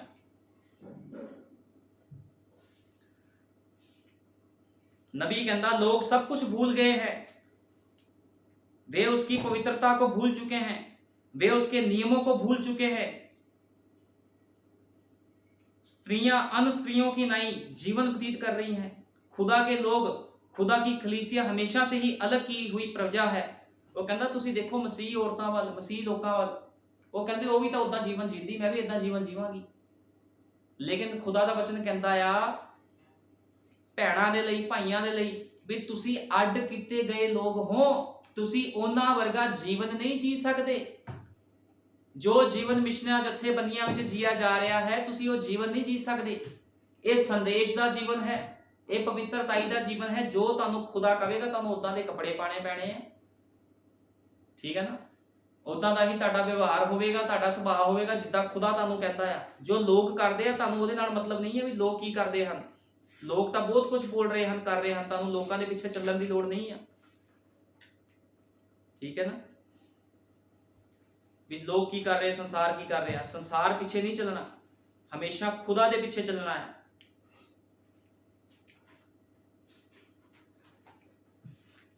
ਆਓ ਅਸੀਂ ਕੱਢਾਂਗੇ ਗਿਣਤੀ 16 ਦੇ ਆਏ, ਗਿਣਤੀ 16 ਦੇ ਆਏ। ਹੁਣ ਅਸੀਂ ਗਿਣਤੀ 16 ਦੇ ਆਏ ਚ ਪੜਿਆ ਕੋਰਹ ਦਾ ਕੀ ਹੋਣਾ, ਜਿਹੜਾ ਕੋਰਹ ਸੀਗਾ ਉਹਦਾ ਕੀ ਹੋਣਾ। ਲਿਖਿਆ ਆ ਅਤੇ ਉਹ ਮੂਸਾ ਦੇ ਵਿਰੁੱਧ ਉੱਠ ਕੇ ਹਾरून ਦੇ ਵਿਰੁੱਧ ਇਕੱਠੇ ਹੋਏ ਅਤੇ ਉਹਨਾਂ ਨੂੰ ਆਖਿਆ ਹੁਣ ਤਾਂ ਬਸ ਕਰੋ, ਕਿਉਂ ਜੋ ਸਾਰੀ ਮੰਡਲੀ ਦੇ ਲੋਕ ਪਵਿੱਤਰ ਹਨ ਅਤੇ ਯਹੋਵਾ ਉਹਨਾਂ ਦੇ ਹੱਕ ਵਿੱਚ ਹੈ, ਉਹਨਾਂ ਦੇ ਵਿੱਚ ਹੈ। ਤੁਸੀਂ ਫਿਰ ਕਿਵੇਂ ਆਪਣੇ ਆਪ ਨੂੰ ਯਹੋਵਾ ਦੀ ਸਭਾ ਨਾਲੋਂ ਉੱਚਾ ਬਣਾਉਂਦੇ ਹੋ। ਤਦ ਮੂਸਾ ਨੇ ਸੁਣਿਆ ਤਾਂ ਉਹ ਆਪਣੇ ਮੂੰਹ ਪਰ ਡਿੱਗਿਆ ਅਤੇ ਕੋਰਹ ਅਤੇ ਉਸਦੀ ਸਾਰੀ ਟੋਲੀ ਨੂੰ ਬੋਲਿਆ ਕਿ ਸਵੇਰ ਨੂੰ ਯਹੋਵਾ ਦੱਸੇਗਾ ਵੀ ਭਈ ਕੌਣ ਉਸਦਾ ਹੈ ਅਤੇ ਕੌਣ ਪਵਿੱਤਰ ਹੈ। ਹੁਣ ਜਿਹੜਾ ਕੋਰਹ ਸੀਗਾ ਉਹ ਮੂਸਾ ਦੇ ਵਿਰੁੱਧ ਇੱਕ ਮੰਡਲੀ ਲੈ ਕੇ ਇਕੱਠਾ ਹੋ ਗਿਆ। ਉਹ ਕਹਿੰਦਾ ਤੂੰ ਆਪਣੇ ਆਪ ਨੂੰ ਕਹਿੰਦਾ ਜੀ ਮੈਂ ਜੋ ਕਰਦਾ ਸਹੀ ਕਰਦਾ, ਤੂੰ ਆਪਣੇ ਨੂੰ ਸਹੀ ਬਣਾਉਣਾ। ਉਹ ਕਹਿੰਦਾ ਖੁਦਾ ਸਾਡੇ ਨਾਲ ਵੀ ਬੋਲਦਾ ਆ, ਅਸੀਂ ਵੀ ਖੁਦਾ ਦੇ ਲੋਕ ਆ। ਲੇਕਿਨ ਮੂਸਾ ਨੇ ਕੀ ਕਿਹਾ, ਕਹਿੰਦਾ ਤੁਹਾਨੂੰ ਸਵੇਰ ਨੂੰ ਦੱਸੂਗਾ ਮੈਂ ਵੀ ਖੁਦਾ ਕਿਹਦੇ ਨਾਲ ਆ ਤੇ ਕਿਹਨੂੰ ਉਹਨੇ ਪਵਿੱਤਰ ਠਹਿਰਾਇਆ ਤੇ ਕਿਹਨੂੰ ਉਹ ਪਿਆਰ ਕਰਦਾ ਆ। ਉਸਨੇ ਉਹਨਾਂ ਨੂੰ ਕਿਹਾ ਇਹ ਕਰੋ ਭਈ ਕੋਰਹ ਅਤੇ ਉਸਦੀ ਸਾਰੀ ਟੋਲੀ ਆਪਣੇ ਲਈ ਧੂਪਦਾਨ ਲਓ ਅਤੇ ਕੱਲ ਨੂੰ ਉਹਨਾਂ ਵਿੱਚ ਅੱਗ ਪਾਓ ਅਤੇ ਉਹਨਾਂ ਦੇ ਵਿੱਚ ਯਹੋਵਾ ਦੇ ਅੱਗੇ ਧੂਪ ਪਾਓ ਅਤੇ ਇਉਂ ਹੋਵੇਗਾ ਉਹ ਮਨੁੱਖ ਜਿਸ ਨੂੰ ਯਹੋਵਾ ਚੁਣੇਗਾ ਉਹ ਪਵਿੱਤਰ ਹੋਵੇਗਾ। ਹੁਣ ਲੇਵੀਓ ਤੁਸੀਂ ਵੀ ਬਸ ਕਰੋ। ਤਾਂ ਮੂਸਾ ਨੇ ਕੋਰਹ ਨੂੰ ਆਖਿਆ ਹੇ ਲੇਵੀਓ ਸੁਣਿਓ ਕਿ ਇਹ ਗੱਲ ਤੁਹਾਡੇ ਲਈ ਛੋਟੀ ਹੈ ਕਿ ਇਸਰਾਇਲ ਦੇ ਖੁਦਾ ਨੇ ਤੁਹਾਨੂੰ ਇਸਰਾਇਲੀਆਂ ਦੀ ਮੰਡਲੀ ਤੋਂ ਵੱਖਰਾ ਕੀਤਾ ਤਾਂ ਜੋ ਤੁਹਾਨੂੰ ਨੇੜੇ ਲਿਆਵੇ ਕਿ ਤੁਸੀਂ ਯਹੋਵਾ ਦੇ ਡੇਰੇ ਦੀ ਟਹਿਲ ਸੇਵਾ ਕਰੋ ਅਤੇ ਮੰਡਲੀ ਦੇ ਅੱਗੇ ਖਲੋਵੋ ਅਤੇ ਉਹਨਾਂ ਦੀ ਸੇਵਾ ਕਰੋ। ਨਾਲੇ ਉਹ ਤੈਨੂੰ ਅਤੇ ਤੇਰੇ ਸਾਰੇ ਭਰਾਵਾਂ ਨੂੰ ਜਿਹੜੇ ਲੇਵੀ ਹਨ ਤੇਰੇ ਸੰਗ ਨੇੜੇ ਲਿਆਇਆ। ਹੁਣ ਕੀ ਤੁਸੀਂ ਜਾਚਕਾਈ ਨੂੰ ਵੀ ਦੰਦ ਮਾਰਦੇ ਹੋ। ਹੁਣ ਉਹ ਲੋਕਾਂ ਨੂੰ ਕਹਿ ਰਿਹਾ ਸੀ ਵੀ ਤੁਹਾਨੂੰ ਤੇ ਖੁਦਾ ਨੇ ਪਵਿੱਤਰ ਕੰਮ ਕਰਨ ਲਈ ਠਹਿਰਾਇਆ ਸੀਗਾ ਤੇ ਤੁਸੀਂ ਹੁਣ ਜਾਚਕਾਈ ਨੂੰ ਵੀ ਦੰਦ ਮਾਰੀ ਜਾਂਦੇ ਹੋ, ਤੁਸੀਂ ਖੁਦਾ ਦੇ ਖਿਲਾਫ ਖੜੇ ਹੋ ਗਏ ਹੋ। ਫਿਰ ਮੂਸਾ ਨੇ ਆਖਿਆ ਸੋ ਉਹ ਕੋਰਹ ਅਤੇ ਦਾਥਾਨ ਅਤੇ ਅਬੀਰਾਮ ਦੀ ਵਸੋਂ ਦੇ ਆਲਿਓ ਦੁਆਲਿਓ ਉਤਾਹਾਂ ਨੂੰ ਚਲੇ ਗਏ। ਤਾਂ ਦਾਥਾਨ ਅਤੇ ਅਬੀਰਾਮ ਬਾਹਰ ਆਏ ਅਤੇ ਆਪਣੇ ਤੰਬੂਆਂ ਦੇ ਦਰਵਾਜ਼ਿਆਂ ਵਿੱਚ ਆਪਣੀਆਂ ਤੀਵੀਆਂ ਪੁੱਤਰਾਂ ਅਤੇ ਨਿਆਣਿਆਂ ਸਣੇ ਖਲੋ ਗਏ। ਹੁਣ ਜਿਹੜਾ ਕੋਰਹ ਸੀ, ਉਹਦੇ ਨਾਲ ਦੇ ਜਿਹੜੇ ਸਾਥੀ ਸੀ, ਉਹਦੇ ਲੋਕ ਸੀਗੇ, ਖੁਦਾ ਨੇ ਕਿਹਾ ਸੀਗਾ ਵੀ ਮੂਸਾ ਤੂੰ ਇੱਕ ਪਾਸੇ ਹੋ ਜਾ, ਇਹਨਾਂ ਨੂੰ ਇੱਕ ਪਾਸੇ ਖੜਾ ਕਰ ਦੇ, ਫਿਰ ਮੈਂ ਤੈਨੂੰ ਦੱਸੂਗਾ ਵੀ ਕੌਣ ਮੇਰਾ ਹੈ ਤੇ ਕੌਣ ਨਹੀਂ ਹੈ। ਤੇ ਕੀ ਹੋਇਆ, ਤੁਸੀਂ ਇਸ ਤੋਂ ਜਾਣ ਲਓਗੇ ਕਿ ਯਹੋਵਾ ਨੇ ਮੈਨੂੰ ਘੱਲਿਆ ਹੈ, ਨਾ ਕਿ ਮੇਰੇ ਮਨ ਨੇ ਜੋ ਮੈਂ ਇਹਨਾਂ ਸਾਰੀਆਂ ਕੰਮਾਂ ਨੂੰ ਕਰਾਂ। ਜੇ ਇਹ ਸਾਰੇ ਆਦਮੀਆਂ ਦੀ ਆਮ ਮੌਤ ਮਰਨ ਅਤੇ ਸਾਰੀਆਂ ਆਦਮੀਆਂ ਵਾਂਗੂ ਇਹਨਾਂ ਉੱਤੇ ਭਾਣਾ ਵਰਤੇ ਤਾਂ ਯਹੋਵਾ ਨੇ ਮੈਨੂੰ ਘੱਲਿਆ ਹੀ ਨਹੀਂ। ਹੁਣ ਮੂਸਾ ਕਹਿੰਦਾ ਵੀ ਜੇ ਇਹ ਲੋਕ ਜਿਹੜੇ ਖੜੇ ਆ ਮੇਰੇ ਵਿਰੁੱਧ ਜੇ ਆਮ ਮੌਤ ਤੇ ਮਰ ਜਾਣ ਤੇ ਸਮਝ ਲਓ ਮੈਨੂੰ ਯਹੋਵਾ ਨੇ ਨਹੀਂ ਘੱਲਿਆ। ਪਰ ਜੇ ਯਹੋਵਾ ਕੋਈ ਅਨੋਖਾ ਕੰਮ ਕਰੇ ਅਤੇ ਭੂਮੀ ਆਪਣਾ ਮੂੰਹ ਖੋਲ ਕੇ ਇਹਨਾਂ ਨੂੰ ਅਤੇ ਇਹਨਾਂ ਦੇ ਲੱਕੇ ਤੁੱਕੇ ਨੂੰ ਭਖ ਲਵੇ ਭਈ ਜਿਉਂਦੇ ਪਤਾਲ ਵਿੱਚ ਉਤਰ ਜਾਣ, ਤਾਂ ਤੁਸੀਂ ਜਾਣ ਲਓ ਕਿ ਇਹਨਾਂ ਮਨੁੱਖਾਂ ਨੇ ਯਹੋਵਾ ਨੂੰ ਤੁੱਛ ਜਾਤਾ ਹੈ। ਹੁਣ ਮੂਸਾ ਉਹਨਾਂ ਲੋਕਾਂ ਨੂੰ ਕਹਿ ਰਿਹਾ ਸੀਗਾ, ਕਹਿੰਦਾ ਜਿਹੜੇ ਆ ਲੋਕ ਮੇਰੇ ਵਿਰੁੱਧ ਖੜੇ ਆ, ਜੇ ਖੁਦਾਵੰਦ ਇਹਨਾਂ ਨੂੰ ਧਰਤੀ 'ਚ ਜਿਉਂਦਾ ਹੀ ਵਾੜ ਦਵੇ ਤੇ ਸਮਝ ਲਵੋ ਵੀ ਇਹਨਾਂ ਨੇ ਖੁਦਾ ਨੂੰ ਤੁੱਛ ਸਮਝਿਆ ਹੈ। ਕਿਉਂਕਿ ਇਹ ਲੋਕ ਕਹਿੰਦੇ ਸੀ ਮੂਸਾ ਨੂੰ ਵੀ ਖੁਦਾ ਤੇਰੇ ਨਾਲ ਹੀ ਗੱਲਾਂ ਕਰਦਾ, ਕੱਲੀਆਂ ਸਾਡੇ ਨਾਲ ਗੱਲਾਂ ਨਹੀਂ ਕਰਦਾ, ਉਹ ਤੇਰਾ ਹੀ ਖੁਦਾ, ਸਾਡਾ ਖੁਦਾ ਨਹੀਂ ਹੈ। ਹੁਣ ਤੁਸੀਂ ਦੇਖੋ, ਜਿਹੜੇ ਖੁਦਾ ਦੀ ਇਹ ਲੋਕ ਉਪਾਸਨਾ ਕਰਦੇ ਸੀ, ਉਸੇ ਖੁਦਾ ਨੇ ਇਹਨਾਂ ਲੋਕਾਂ ਨੂੰ ਮਾਰਿਆ। ਤਾਂ ਐਉਂ ਹੋਇਆ ਕਿ ਜਦੋਂ ਇਹ ਸਾਰੀਆਂ ਗੱਲਾਂ ਬੋਲ ਚੁੱਕਿਆ ਤਾਂ ਭੂਮੀ ਜਿਹੜੀ ਉਹਨਾਂ ਦੇ ਹੇਠ ਸੀ ਪਾੜ ਗਈ ਅਤੇ ਧਰਤੀ ਨੇ ਆਪਣਾ ਮੂੰਹ ਖੋਲ ਕੇ ਉਹਨਾਂ ਨੂੰ ਅਤੇ ਉਹਨਾਂ ਦੇ ਘਰਾਣਿਆਂ ਨੂੰ ਅਤੇ ਸਾਰੇ ਆਦਮੀਆਂ ਨੂੰ ਜਿਹੜੇ ਕੋਰਹ ਵੱਲ ਸਨ ਅਤੇ ਉਹਨਾਂ ਦਾ ਸਾਰਾ ਲੱਕਾ ਤੁੱਖਾ ਭਖ ਲਿਆ। ਇਉਂ ਉਹ ਉਹਨਾਂ ਦੇ ਨਾਲ ਜਿਉਂਦੇ ਸੀ ਪਤਾਲ ਵਿੱਚ ਉਤਰ ਗਏ ਅਤੇ ਧਰਤੀ ਉਹਨਾਂ ਦੇ ਉੱਤੋਂ ਮਿਲ ਗਈ। ਹੁਣ ਕੀ ਹੋਇਆ, ਉਹ ਸਾਰੇ ਜਿਹੜੇ ਕੋਰਹ ਦੇ ਵੱਲ ਸੀਗੇ, ਉਹ ਸਾਰੇ ਲੋਕ ਧਰਤੀ ਵਿੱਚ ਵੜ ਗਏ ਜਿਉਂਦੇ, ਉਹਨਾਂ ਦੇ ਬੱਚਿਆਂ ਸਮੇਤ, ਕਿਉਂਕਿ ਮੂਸਾ ਦੇ ਵਿਰੁੱਧ ਉਹ ਲੋਕ ਬੋਲੇ ਸੀ। ਤੇ ਮੂਸਾ ਦੇ ਅੰਦਰ ਕੌਣ ਰਹਿੰਦਾ ਸੀ? ਖੁਦ ਯਹੋਵਾ। ਨਬੀ ਨੇ ਕਿਹਾ ਮੂਸਾ ਨੇ ਕੋਈ ਚਮਤਕਾਰ ਨਹੀਂ ਕੀਤਾ, ਜਿੰਨੇ ਚਮਤਕਾਰ ਕੀਤੇ ਸਭ ਯਹੋਵਾ ਨੇ ਮੂਸਾ ਦੇ ਅੰਦਰੋਂ ਹੋ ਕੇ ਕੀਤੇ ਨੇ। ਤੇ ਇਹਨਾਂ ਲੋਕਾਂ ਨੇ ਮੂਸਾ ਦੇ ਖਿਲਾਫ ਪਤਾ ਪਕਾਇਆ ਸੀਗਾ ਤੇ ਸਾਰਾ ਲੱਕਾ ਤੁੱਕਾ ਭਖ ਲਿਆ। ਇਉਂ ਉਹ ਅਤੇ ਉਹਨਾਂ ਦੇ ਨਾਲ ਦੇ ਜਿਉਂਦੇ ਸੀ ਪਤਾਲ ਵਿੱਚ ਉਤਰ ਗਏ ਅਤੇ ਧਰਤੀ ਉਹਨਾਂ ਦੇ ਉੱਤੇ ਮਿਲ ਗਈ। ਸੋ ਉਹ ਸਭਾ ਵਿੱਚੋਂ ਨਾਸ਼ ਹੋ ਗਏ। ਤਾਂ ਸਾਰੇ ਇਸਰਾਏਲੀ ਜਿਹੜੇ ਉਹਨਾਂ ਦੇ ਆਲੇ ਦੁਆਲੇ ਸਨ, ਉਹਨਾਂ ਦੀਆਂ ਚੀਕਾਂ ਤੋਂ ਨੱਠ ਗਏ ਅਤੇ ਉਹਨਾਂ ਨੇ ਆਖਿਆ ਮਤੇ ਧਰਤੀ ਸਾਨੂੰ ਵੀ ਭਖ ਲਵੇ। ਤਾਂ ਯਹੋਵਾ ਵੱਲੋਂ ਅੱਗ ਨਿਕਲੀ ਅਤੇ ਉਹਨਾਂ 250 ਮਨੁੱਖਾਂ ਨੂੰ ਜਿਹੜੇ ਧੂਪ ਤਖਾਉਂਦੇ ਸਨ ਭਸਮ ਕਰ ਗਈ। ਹੁਣ ਜਿਹੜੇ ਧੂਪ ਤਕਾਰੇ ਸੀਗੇ, ਬਾਕੀ ਤਾਂ ਧਰਤੀ ਵਿੱਚ ਵੜ ਗਏ, ਜਿਹੜੇ ਧੂਪ ਤਕਾਰੇ ਸੀ, ਜਿਹੜੇ ਕੋਰਹ ਵੱਲ ਸੀਗੇ, ਉਹਨਾਂ ਨੂੰ ਵੀ ਖੁਦਾ ਨੇ ਨਾਸ਼ ਕਰ ਦਿੱਤਾ। ਕਹਿੰਦਾ 250 ਮਨੁੱਖਾਂ ਨੂੰ ਜਿਹੜੇ ਧੂਪ ਤਖਾਉਂਦੇ ਸਨ ਭਸਮ ਕਰ ਸੁੱਟਿਆ। ਖੁਦਾਵੰਦ ਕਿਸੇ ਦਾ ਲਿਹਾਜ਼ ਨਹੀਂ ਲੈਂਦਾ। ਮੇਰੇ ਕਹਿਣ ਦਾ ਮਤਲਬ ਆ, ਜੇ ਕੋਈ ਬੰਦਾ ਅੱਜ ਸੋਚਦਾ ਨਾ ਵੀ ਅਸੀਂ ਖੁਦਾ ਨੂੰ ਧੋਖਾ ਦੇ ਦਾਂਗੇ, ਅਸੀਂ ਏਦਾਂ ਹੀ ਜੀਵਨ ਬਤੀਤ ਕਰੀ ਜਾਵਾਂਗੇ। ਤੁਹਾਨੂੰ ਪਤਾ, ਮੈਂ ਤੁਹਾਨੂੰ ਇੱਕ ਐਗਜ਼ਾਮਪਲ ਦੇਣਾ ਚਾਹੁੰਦਾ। ਸਕੂਲ ਵਿੱਚ ਤੁਸੀਂ ਦੇਖੋ, ਸਕੂਲ 'ਚ ਟੀਚਰ ਬੱਚਿਆਂ ਨੂੰ ਪੜ੍ਹਾਉਂਦਾ, ਕੁਝ ਬੱਚੇ ਹੁੰਦੇ ਆ ਉਹ ਟੀਚਰ ਦੀ ਆਗਿਆਕਾਰੀ ਕਰਦੇ ਆ, ਉਹ ਕਹਿੰਦੇ ਸਾਨੂੰ ਪਤਾ ਸਾਡਾ ਟੀਚਰ ਸਾਡੇ ਭਲੇ ਲਈ ਸਾਨੂੰ ਸਿਖਾ ਰਿਹਾ ਤਾਂ ਕਿ ਅਸੀਂ ਪਾਸ ਹੋ ਸਕੀਏ। ਲੇਕਿਨ ਜਿਹੜੇ ਕਈ ਹੁੰਦੇ ਆ ਨਕਲਚੀ ਹੁੰਦੇ, ਜਿਹੜੇ ਕਈ ਸਹੀ ਚੱਲਣ ਵਾਲੇ ਨਹੀਂ ਹੁੰਦੇ, ਉਹ ਕੀ ਕਰਦੇ ਆ, ਆਪਣੇ ਟੀਚਰ ਨੂੰ ਧੋਖਾ ਦਿੰਦੇ, ਸਕੂਲ ਦੇ ਵਿੱਚ ਸਹੀ ਪੜ੍ਹਦੇ ਨਹੀਂ ਆ। ਠੀਕ ਆ, ਇੱਕ ਦਿਨ ਕੀ ਹੁੰਦਾ, ਜਦੋਂ ਐਗਜ਼ਾਮ ਹੁੰਦਾ ਆ, ਪੇਪਰ ਹੁੰਦੇ ਆ ਫਾਈਨਲ, ਉਹਦੇ ਵਿੱਚ ਉਹਨਾਂ ਨੂੰ ਫਿਰ ਨਕਲ ਵੀ ਮਾਰਨੀ ਨਹੀਂ ਆਉਂਦੀ ਤੇ ਉਹ ਫੇਲ ਹੋ ਜਾਂਦੇ ਆ ਤੇ ਉਹਨਾਂ ਦਾ ਜਿਹੜਾ ਉਹ ਸਾਲ ਹੈ ਉਹ ਖਰਾਬ ਹੋ ਜਾਂਦਾ ਹੈ, ਕਿਉਂਕਿ ਉਹਨਾਂ ਨੇ ਕਦੇ ਆਗਿਆਕਾਰੀ ਨਹੀਂ ਕੀਤੀ ਹੁੰਦੀ, ਉਹ ਪਿੱਛੇ ਹੋ ਜਾਂਦੇ ਆ।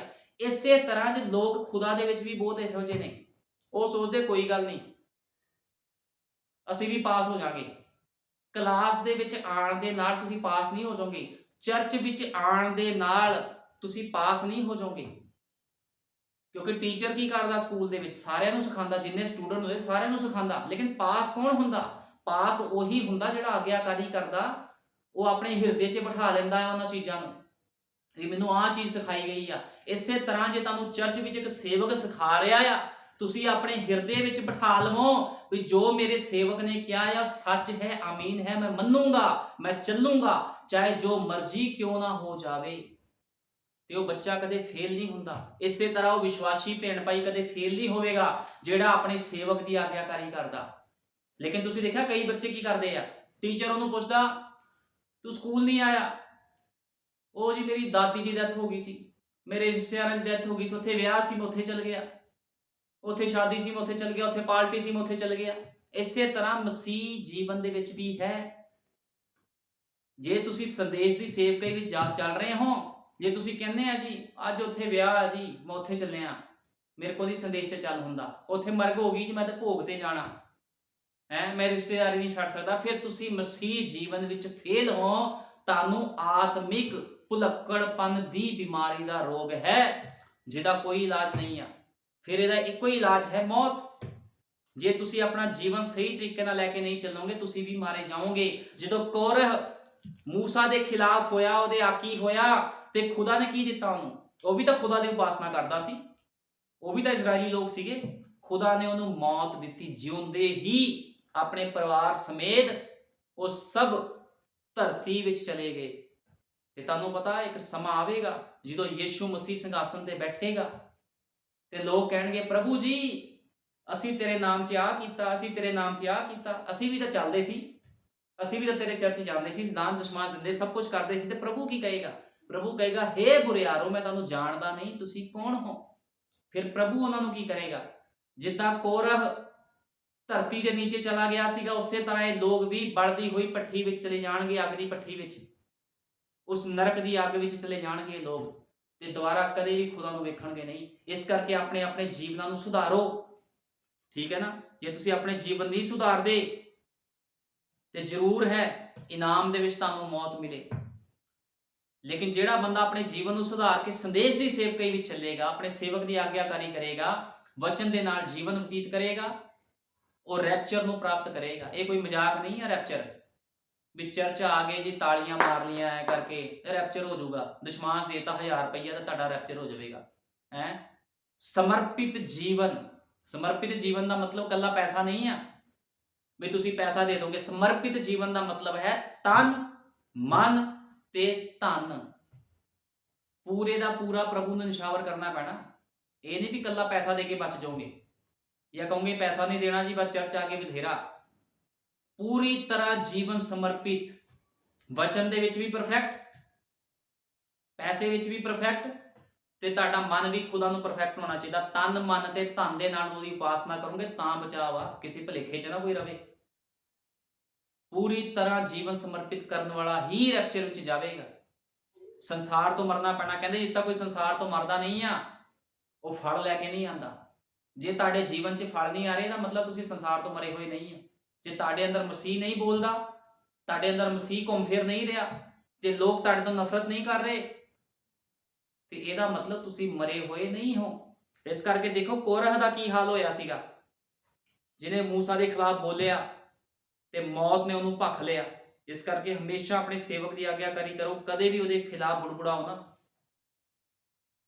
ਬੜੇ ਲੋਕ ਆ ਉਹ ਸੇਵਕਾਂ ਨੂੰ ਸਿਖਾਉਣ ਲੱਗ ਪੈਂਦੇ ਆ। ਭਾਈ ਬ੍ਰਾਹਨਮ ਜਦੋਂ ਸੇਵਕਾਈ ਕਰਦੇ ਸੀ, ਬੜੇ ਲੋਕ ਭਾਈ ਬ੍ਰਾਹਨਮ ਨੂੰ ਸਿਖਾਉਣ ਆ ਜਾਂਦੇ ਸੀਗੇ। ਯੀਸ਼ੂ ਮਸੀਹ ਸੇਵਕਾਈ ਕਰਦਾ ਸੀ, ਬੜੇ ਲੋਕ ਯੀਸ਼ੂ ਮਸੀਹ ਨੂੰ ਸਿਖਾਉਣ ਆ ਜਾਂਦੇ ਸੀਗੇ। ਲੇਕਿਨ ਕੀ ਕੋਈ ਵਚਨ ਨੂੰ ਸਿਖਾ ਸਕਦਾ ਹੈ?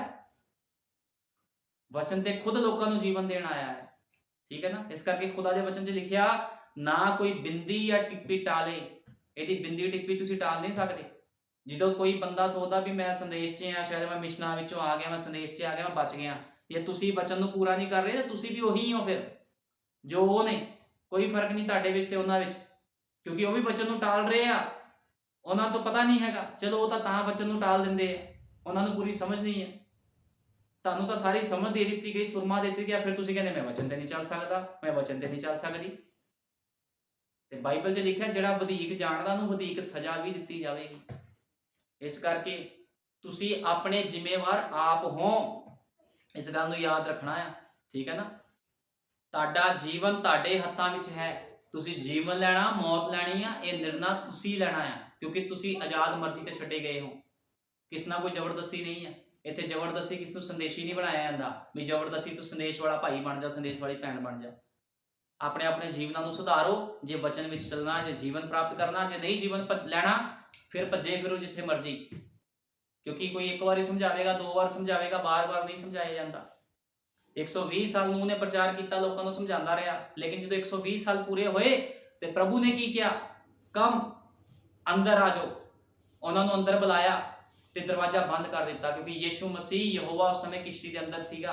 ਉਹ ਕਹਿੰਦਾ ਅੰਦਰ ਆ ਜਾਓ। ਜਦੋਂ ਅੰਦਰ ਬੁਲਾਇਆ, ਕਿਸ਼ਤੀ ਦਾ ਦਰਵਾਜ਼ਾ ਬੰਦ ਹੋਇਆ ਤੇ ਵਰਖਾ ਸ਼ੁਰੂ ਹੋ ਗਈ। ਉਸੇ ਪਾਣੀ ਨੇ ਨੂਹ ਨੂੰ ਜੀਵਨ ਦਿੱਤਾ ਤੇ ਉਸੇ ਪਾਣੀ ਨੇ ਲੋਕਾਂ ਨੂੰ ਮੌਤ ਦੇ ਦਿੱਤੀ। ਇਹੀ ਵਚਨ ਲੋਕਾਂ ਨੂੰ ਜੀਵਨ ਦੇਵੇਗਾ। ਇਹੀ ਵਚਨ ਲੋਕਾਂ ਨੂੰ ਕਹੇਗਾ, ਹੇ ਬੁਰਿਆਰੋ ਮੇਰੇ ਕੋਲੋਂ ਦੂਰ ਚਲੇ ਜਾਓ। ਬਾਈਬਲ ਪੜ੍ਹ ਕੇ ਦੇਖ ਲਓ ਜੀ, ਕਿਸ ਨੂੰ ਬਾਈਬਲ ਨਹੀਂ ਪੜ੍ਹਨੀ ਆਉਂਦੀ। ਇਸੇ ਵਚਨ ਨੇ ਲੋਕਾਂ ਨੂੰ ਕਹਿਣਾ ਆ, ਹੇ ਮੇਰੇ ਮੁਬਾਰਕ ਲੋਕੋ। ਇਸੇ ਵਚਨ ਨੇ ਲੋਕਾਂ ਨੂੰ ਕਹਿਣਾ ਆ, ਹੇ ਬੁਰਿਆਰੋ ਮੇਰੇ ਕੋਲੋਂ ਦੂਰ ਚਲੇ ਜਾਓ। ਇਹੀ ਵਚਨ ਲੋਕਾਂ ਨੂੰ ਜੀਵਨ ਤੇ ਇਹੀ ਵਚਨ ਲੋਕਾਂ ਨੂੰ ਮੌਤ ਦੇਵੇਗਾ। ਖੁਦਾਵੰਦ ਤੁਹਾਨੂੰ ਸਾਰਿਆਂ ਨੂੰ ਬਰਕਤ ਦੇਵੇ। ਆਓ ਸਭ ਮਿਲ ਕੇ ਪ੍ਰਾਰਥਨਾ ਕਰਦੇ ਹਾਂ। ਹਾਲੇਲੂਇਆ। ਧੰਨਵਾਦ ਪਿਆਰੇ ਪ੍ਰਭੂ ਯਿਸੂ ਮਸੀਹ, ਤੇਰੇ ਨਾਮ ਦੀ ਮਹਿਮਾ ਕਰਦਾ। ਸੱਚਮੁੱਚ ਖੁਦਾਵੰਦ ਪ੍ਰਭੂ ਯਿਸੂ ਮਸੀਹ, ਅੱਜ ਲੋਕ ਭੁਲੱਕਣਪਣ ਦੀ ਬਿਮਾਰੀ ਵਿੱਚ ਹਨ ਖੁਦਾਵੰਦਾ। ਲੋਕਾਂ ਨੂੰ ਸਮਝ ਨਹੀਂ ਲੱਗ ਰਹੀ ਪ੍ਰਭੂ ਜੀ ਉਹ ਕਿਸ ਤਰ੍ਹਾਂ ਜੀਵਨ ਬਤੀਤ ਕਰਨ, ਕੀ ਕਰਨ ਖੁਦਾਵੰਦ। ਕਦੇ ਲੋਕ ਪ੍ਰਭੂ ਜੀ ਸੰਸਾਰ ਵੱਲ ਭੱਜਦੇ ਹਨ, ਫਿਰ ਖੁਦਾਵੰਦ ਤੇਰੇ ਵੱਲ ਆ ਜਾਂਦੇ ਹਨ। ਲੇਕਿਨ ਪ੍ਰਭੂ ਯਿਸੂ ਮਸੀਹ ਤੂੰ ਕਿਹਾ ਹੈ ਫੈਸਲਾ ਲੈਣਾ ਪਵੇਗਾ, ਤੁਹਾਨੂੰ ਸੰਸਾਰ ਨੂੰ ਛੱਡਣਾ ਪਵੇਗਾ। ਸੱਚਮੁੱਚ ਮੇਰੇ ਮਹਾਨ ਪਿਤਾ, ਜਿਸ ਤਰ੍ਹਾਂ ਪ੍ਰਭੂ ਜੀ ਯਿਸੂ ਮਸੀਹ ਅਲੀਸ਼ਾ ਨੇ ਪ੍ਰਭੂ ਯਿਸੂ ਮਸੀਹ ਉਹ ਸਭ ਕੁਝ ਛੱਡ ਦਿੱਤਾ, ਉਹਨੇ ਸਭ ਖੇਤੀਬਾੜੀ ਛੱਡ ਦਿੱਤੀ ਤੇ ਅਲੀਸ਼ਾ ਏਲੀਆ ਦੇ ਮਗਰ ਮਗਰ ਤੁਰਿਆ। ਇਸੇ ਤਰ੍ਹਾਂ ਖੁਦਾਵੰਦ ਤੇਰੇ ਲੋਕ ਵੀ ਪ੍ਰਭੂ ਜੀ ਤੇਰੇ ਮਗਰ ਮਗਰ ਚੱਲ ਪਏ ਹਨ ਖੁਦਾਵੰਦਾ। ਮੈਂ ਤੇਰਾ ਧੰਨਵਾਦ ਕਰਦਾ। ਲੇਕਿਨ ਜਿਹੜੇ ਲੋਕ ਪ੍ਰਭੂ ਜੀ ਭੁਲੱਕਣਪਣ ਦੀ ਬਿਮਾਰੀ ਵਿੱਚ ਹਨ, ਸੰਸਾਰ ਵਿੱਚ ਤੁਰੇ ਫਿਰਦੇ ਹਨ, ਮੈਂ ਉਹਨਾਂ ਲਈ ਪ੍ਰਾਰਥਨਾ ਕਰਦਾ ਹਾਂ ਪ੍ਰਭੂ ਯਿਸੂ ਮਸੀਹ ਉਹਨਾਂ ਲੋਕਾਂ ਨੂੰ ਸਮਝ ਔਰ ਬੁੱਧ ਦੇ ਖੁਦਾਵੰਦ, ਤਾਂ ਕਿ ਉਹ ਫੈਸਲਾ ਲੈ ਸਕਣ ਪ੍ਰਭੂ ਜੀ। ਕਿਉਂਕਿ ਜਿਹੜਾ ਫੈਸਲਾ ਨਹੀਂ ਲੈ ਪਾਵੇਗਾ ਪ੍ਰਭੂ ਯਿਸੂ ਮਸੀਹ, ਜ਼ਰੂਰ ਹੈ ਉਹ ਨਾਸ਼ ਕਰ ਦਿੱਤਾ ਜਾਵੇ ਪ੍ਰਭੂ ਜੀ। ਤੂੰ ਦਇਆ ਕਰ, ਕਿਰਪਾ ਕਰ। ਇਸ ਤਰ੍ਹਾਂ ਪ੍ਰਭੂ ਜੀ ਕੋਰਹ ਨੇ ਖੁਦਾਵੰਦਾ मूसा के खिलाफ होके खुदाबंदा प्रभु यीशु मसीह गलती की तो उसको मौत मिली। उस तरह अज बहुत लोग खुदाबंदा प्रभु यीशु मसीह तेरे वचन के खिलाफ उठ खड़े होंगे हैं खुदाबंदा, तो वो कहते हैं कि तुहाडे कोल ही खुदा है, साडे कोल खुदा नहीं है। तो वह भी लोग प्रभु जी भुलक्कड़पन की बीमारी विच हन प्रभु जी, तो इहो जिहे लोग भी खुदाबंद तेरी नज़रां विच प्रभु जी बीमार हैं। तो खुदाबंद प्रभु यीशु मसीह मैं प्रार्थना करदा प्रभु जी इन्हां बीमार लोगों के लिए प्रभु यीशु मसीह इन्हां नूं समझ और बुद्ध दे, ताकि खुदाबंद यीशु मसीह तेरे वचन दे विच सिद्ध हो सकन। यीशु मसीह दया कर, कृपा कर प्रभु जी। सारा आदर जलाल महिमा तेरे नाम नूं दिना। ये छोटे संदेश लई तेरा धन्नवाद करना प्रभु यीशु मसीह, क्योंकि चाहना है प्रभु जी भी सब लोग खुदाबंदा प्रभु जी तेरी उपासना आत्मा ते सच्चाई दे नाल करन, इस संसार नूं छड़ देण, ते कल्ला तू ही है खुदाबंद जिहदी असीं महिमा ते वडाई करदे हैं, कोई दूसरा नहीं है प्रभु जी। इस करके तेरे एलिया नबी ने भी कहा सी, या तो तुसीं खुदा दी उपासना करो या फिर बाल जबूल दी उपासना करो। ते सचमुच प्रभु यीशु मसीह तेरे पवित्र लोग हमेशा ही तेरी उपासना करते हैं। लेकिन खुदावंद जो लोग भुलक्कड़पन दे विच हन प्रभु यीशु मसीह वो बाल जबूल की उपासना करते हैं, ते बाल जबूल की उपासना करने वाले लोग कदे भी प्रभु जी तेरे राज में उठाई नहीं जाणगे खुदावंद, क्योंकि प्रभु यीशु मसीह तो अपने लोगों को पवित्रताई दे विच लैण आ रहा है प्रभु जी, क्योंकि तेरी दुल्हन पवित्र है प्रभु यीशु मसीह। तो अपनी दुल्हन नूं वचन दे नाल श्रृंगार करा दिता है प्रभु जी, तू बहुत जल्दी आने वाला है, असीं विश्वास करते हैं प्रभु यीशु मसीह जल्दी आओ, असीं तुहाडा इंतजार करते हैं। तेरी दुल्हन तेरी लाड़ी तेरा इंतजार करती है। सारा आदर जलाल महिमा प्रभु यीशु मसीह के नाम दिंदे आमीन। हालेलुया।